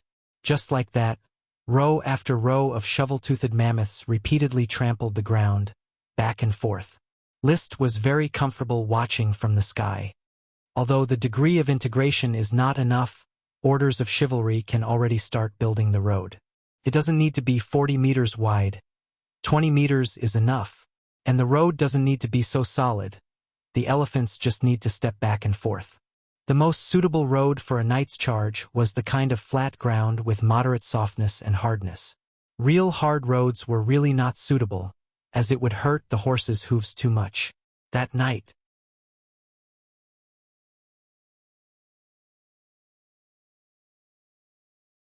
riding on the light green gem dragon in the spiritual world, there was a vague 5-meter dragon spear in his hand, and a light gray cloak formed by smoke. Basically, this was the imprint that Liszt left in the heart of the light green gem dragon.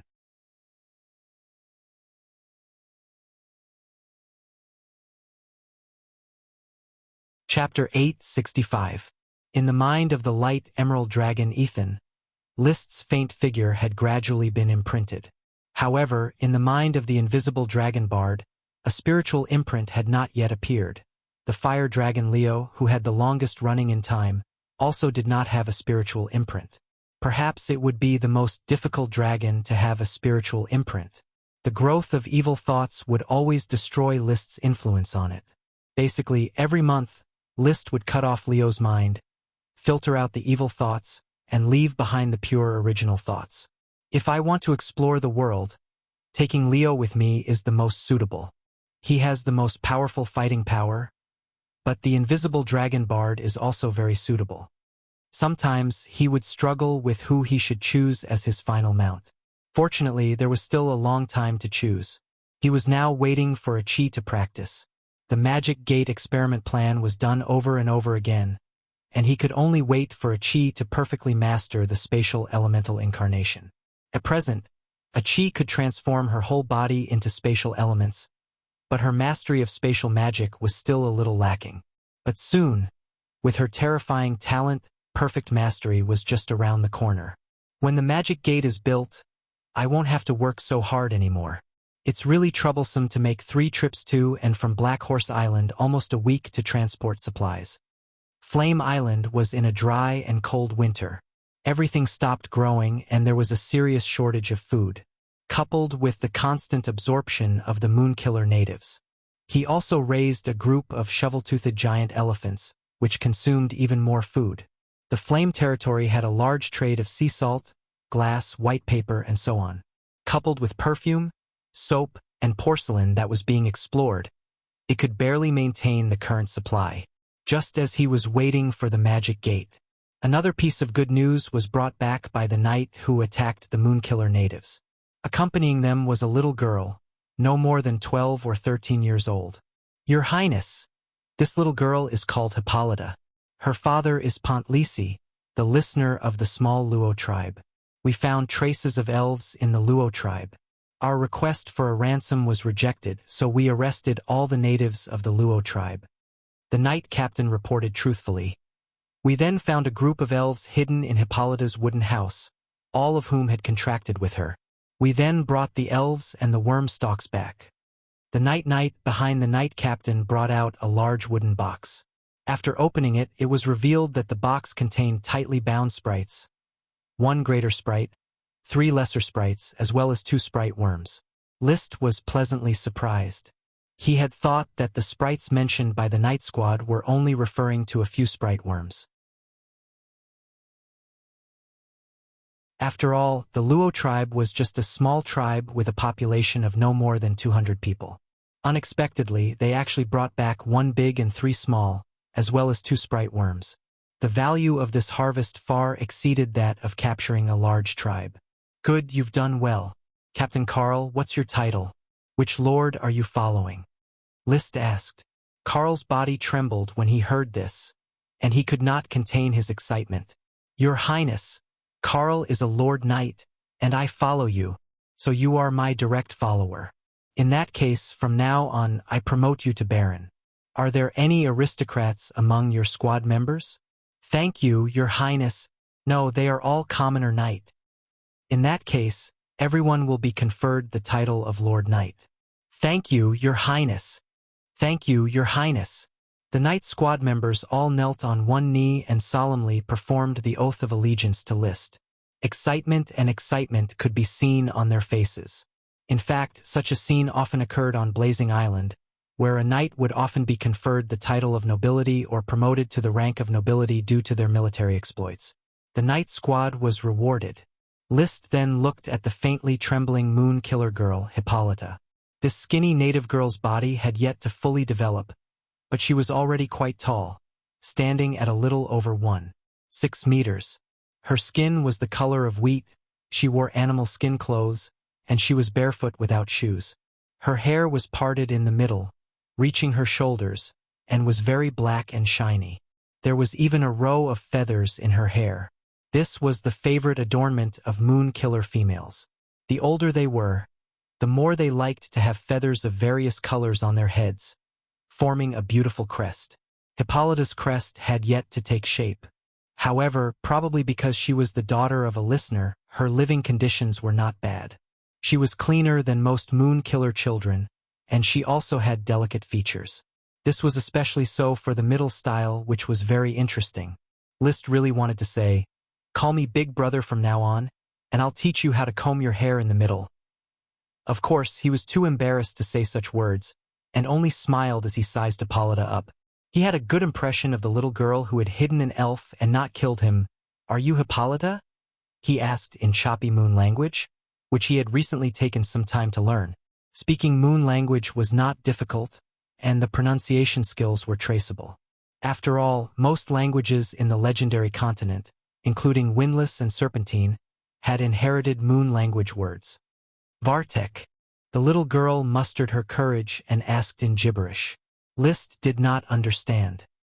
He turned to look at the sorcerer-interpreter beside him. Most knight had learned moon language before, but they were not proficient in it. They basically communicated according to the operation manual. Sorcerers who studied moon language were more suitable as interpreters. "Your Highness," she asked, "why you captured her father, her friends, and her family?" "This is a misunderstanding. I invited them to live in my territory. Life here is far better than in the Luo tribe. You will also start a new life here," List said, and the interpreter translated. The communication was smooth. "So don't worry, don't be afraid. You really won't kill us?" "Yes, we won't kill you. In fact, we have many moon killer people here. They are all from different tribes who came here to start a new life." "Then can you let my father and my brother go?" "Of course. But as a condition of the deal, can you cancel the contract with these elves?" List showed a wolf-like grin, showing his patience. He was willing to respect the moon killer people who respected the elves, but not because they were little girls. "They are my friends, gifts from my father. Can you not kill them?" Hippolyta said nervously. "You like them?" "Yes, I like elves very much. They are very cute and should not be killed. But my father only allowed me to wish for one elf on my birthday. I started wishing when I was 7, and when I was 12 I only wished for 6 elves. The rest were killed." Obviously, the moon killer people of the Luo tribe were still moon killers. It was just that Hippolyta had a good impression of elves. "Give them to me. I will take good care of them. Not a single elf will be killed in my territory. They live happily. You will often see elves in the future. They are free and unrestrained. As for you, you should go to school.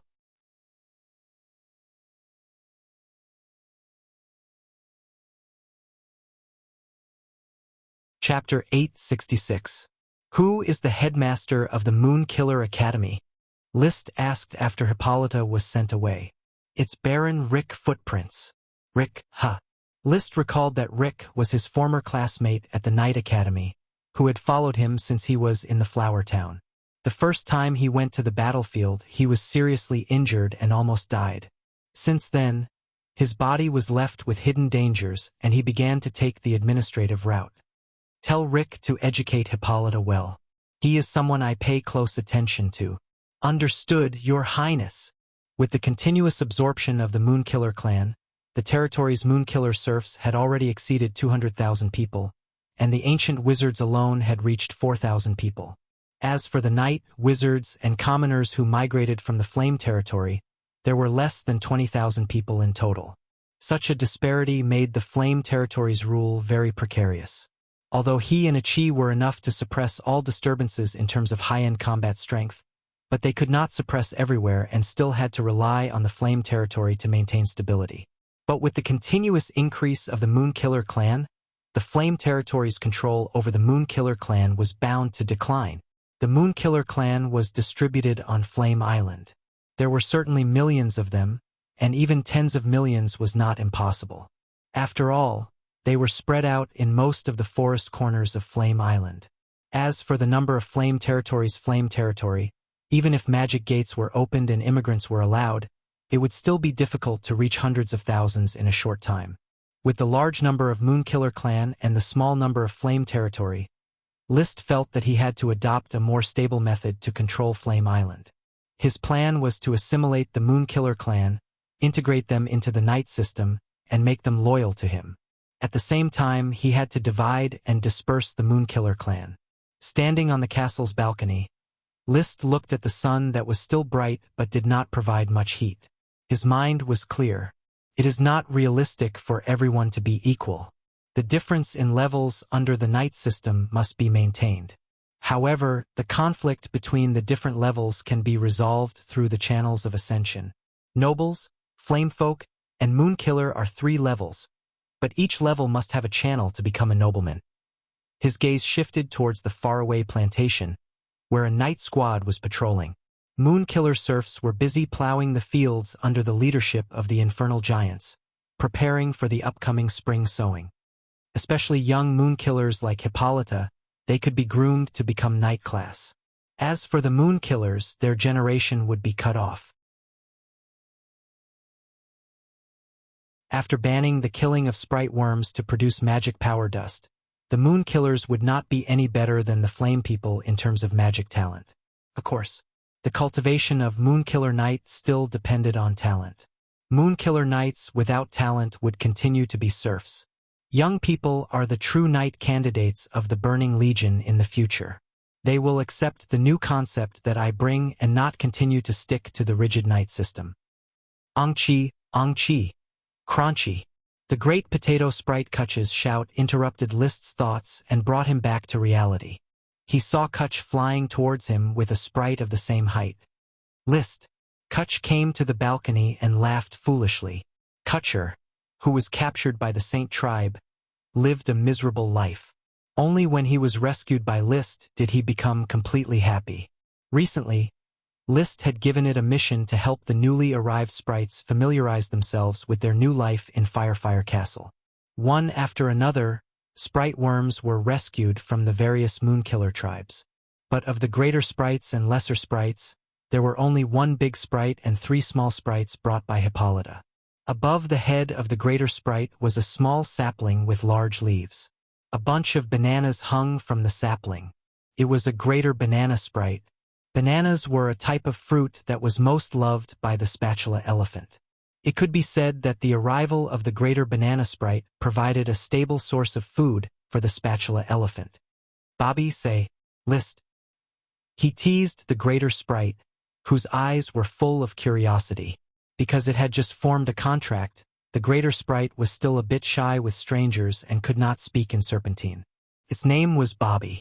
This was the name given by Hippolyta, and Liszt felt that it was good, so he did not change it. Hi, Bo. Bobby.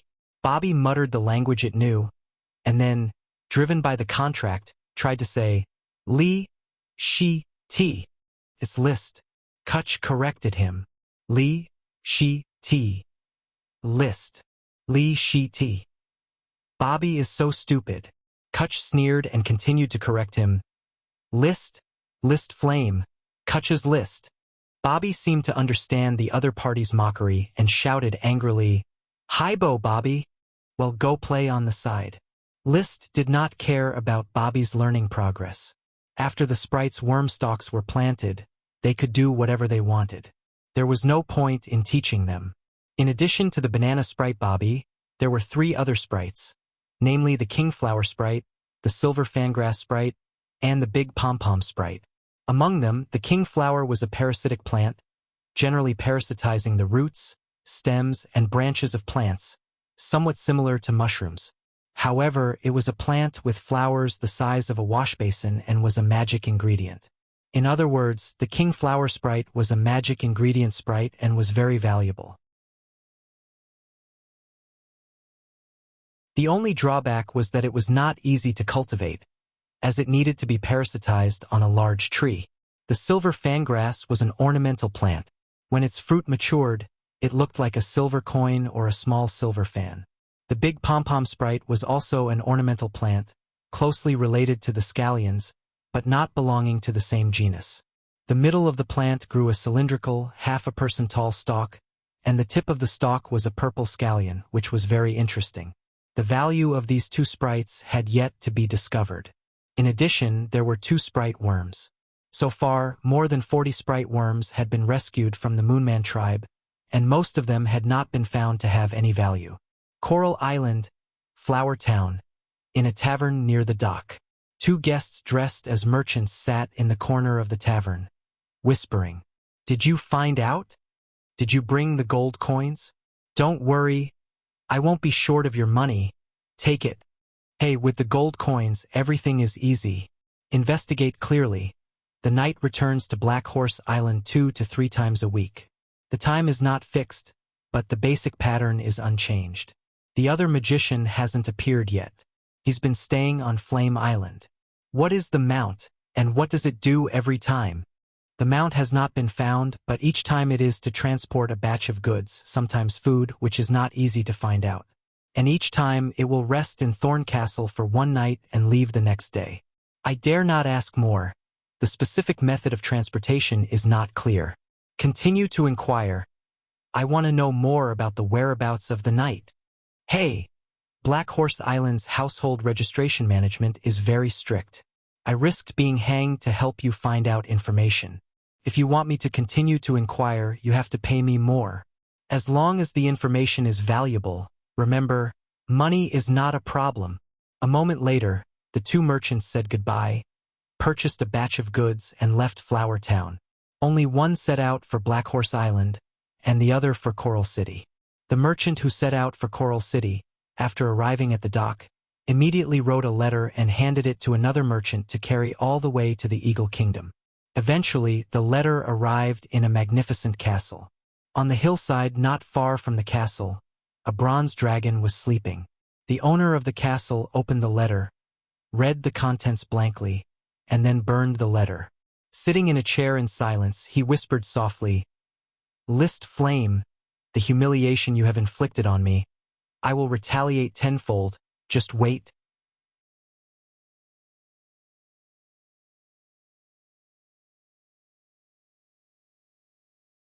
Chapter 867. This chapter is 100,000 Years of Salted Fish. December, January, and February belong to winter on Flame Island. Although the plants stopped growing because of the dry and cold climate, it was a rare opportunity for construction. It didn't rain for a long time and the land was kept dry. Taking advantage of this time, settlements around Infernal City and the Whirlpool River rose from the ground. Tall wooden houses, rocky administrative offices, each settlement was planned with a small town as the goal, waiting for residents to move in.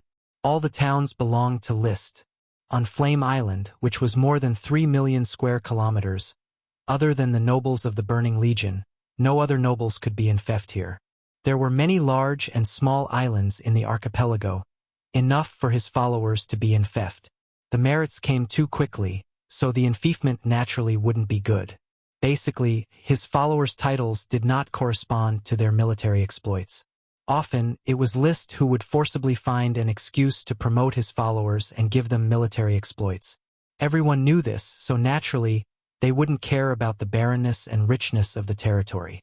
For example, Cross Buckthorn was promoted from Viscount to Count after passing through the Great Whirlpool. Such a huge reward already made him overjoyed. Even if he was given a desert as a fief, he wouldn't be able to complain. Riding on the back of the invisible dragon, carrying a chi at the same time, Liszt moved in the material boundary, inspecting his territory. We still lack people. We lack the backbone of the Knight class. Although the Knight Academy has been training young people, it takes time to grow. And time is the biggest enemy in developing Flame Island. The loyalty of the ancient magicians is always a problem, even if a Chi and I are forced to become the Moon Killer Sekis. Sekis were saints. Liszt had a dragon as his companion, so it was natural for him to become a Seki. As a magic shooter, a Chi was the best candidate to become a Seki. But the two of them only became Sekis with their strength. Their appearance was far from the Moon Killer Sekis, so it was impossible for the Moon Killer Sekis to sincerely believe that they were Sekis.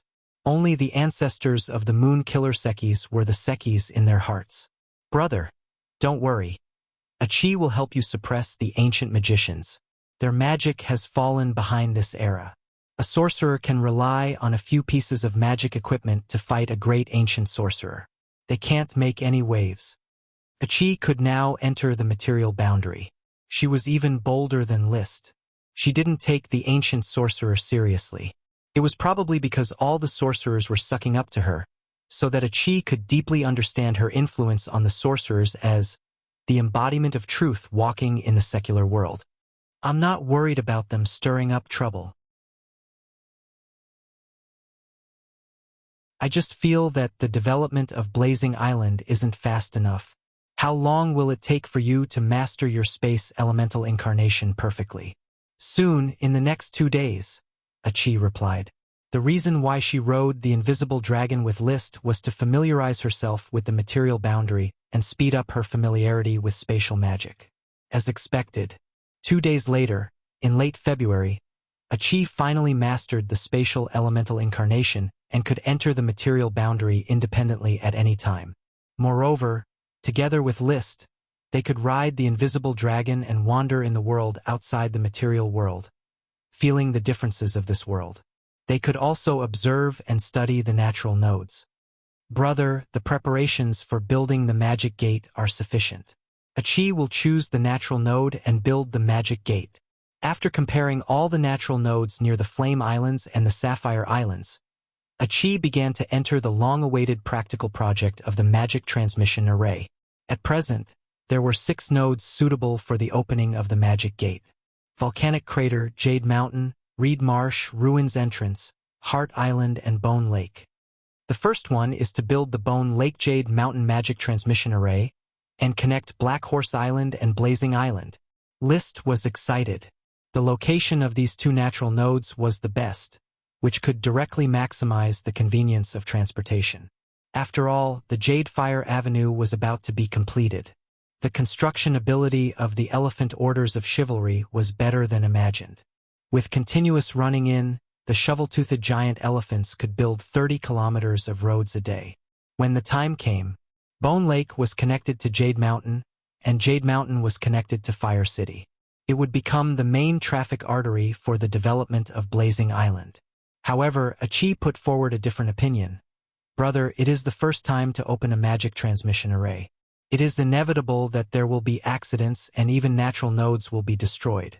A Chi suggests that we build an unimportant magic transmission array first, accumulate enough experience, and then open the Bone Lake Jade Mountain magic transmission array. I see. Although Liszt did not want to give up, he also understood that what a Chi said made sense. It was inevitable to fail the first time. So which one do you think we should build first? Heart Island Read Magic Transmission Array. First, to verify whether the connection of long-distance natural nodes is feasible. Second, it will not hinder the future trunk of the magic transmission array on Blazing Island. Once it is determined that the magic transmission array is stable and feasible, it can be directly dismantled and a new magic transmission array can be built. Then let's do it this way. You arrange it, I will cooperate. In this way, the tedious and complex construction of the magic gate began. Achi's plan involved a lot of magic materials, including space gems. If it weren't for the 6 space gems, List would have been reluctant to use such precious gems for the establishment of the magic gate. Time passed day by day in the preparation work. February ended and March arrived. The spring rain fell on a large area of Blazing Island, and the spring plowing work was carried out. A large number of seeds brought from Black Horse Island were sprinkled in various plantations opened during the winter. Once the seeds of these plantations germinated, many elves of Thorn Castle could migrate to Firewood Castle. While List was busy, Orders of Chivalry finally built the Jade Fire Avenue to the Jade Mountain, and found the light green gemstone dragon entrenched in the Jade Mountain. Oh my God! A dragon! This is the light green gemstone dragon. The one lost by the Eagle Kingdom. It's on Blazing Island. Quick! Report to His Royal Highness. It was Carlo Violet's mount when he was alive. The knight exclaimed one after another. They were deeply shocked by the light green dragon entrenched far away on the mountain, ignoring orders of chivalry. However, Emily, who was riding on the back of the leader of the herd, shouted loudly, "Silence! Captain Emily! This is a light green gemstone dragon." Vernal Inc., who participated in the escort work of Orders of Chivalry, could not suppress his impulse. I know. Although Emily's face was young, her expression was serious. This light green gemstone dragon is the mount of His Royal Highness. His Royal Highness has long become a light green gemstone dragon knight. Ah! The knight's glory. Incredible! A third dragon. His Royal Highness has already subdued the light green gemstone dragon. Our Royal Highness, who is favored by the knight's glory for life, already has a 3-headed dragon. The knight no longer knew how to describe it. They had infinitely elevated the glorious image of their lord. At this moment, they still felt that they could not set off the greatness of the lord. A dragon knight with a 3-headed dragon, a lord who was only 20 years old, impressively became a dragon knight with a 3-headed dragon. Such an exaggerated achievement could not be described in words. Even Emily, who had already been informed by List and knew of the existence of the light green gemstone dragon, Ethan, was shocked. There seemed to be a flame of worship burning in her bones. You're tuning in to the Legend of the Vagabond YouTube channel. Don't forget to subscribe and join us on this journey to catch the most captivating stories.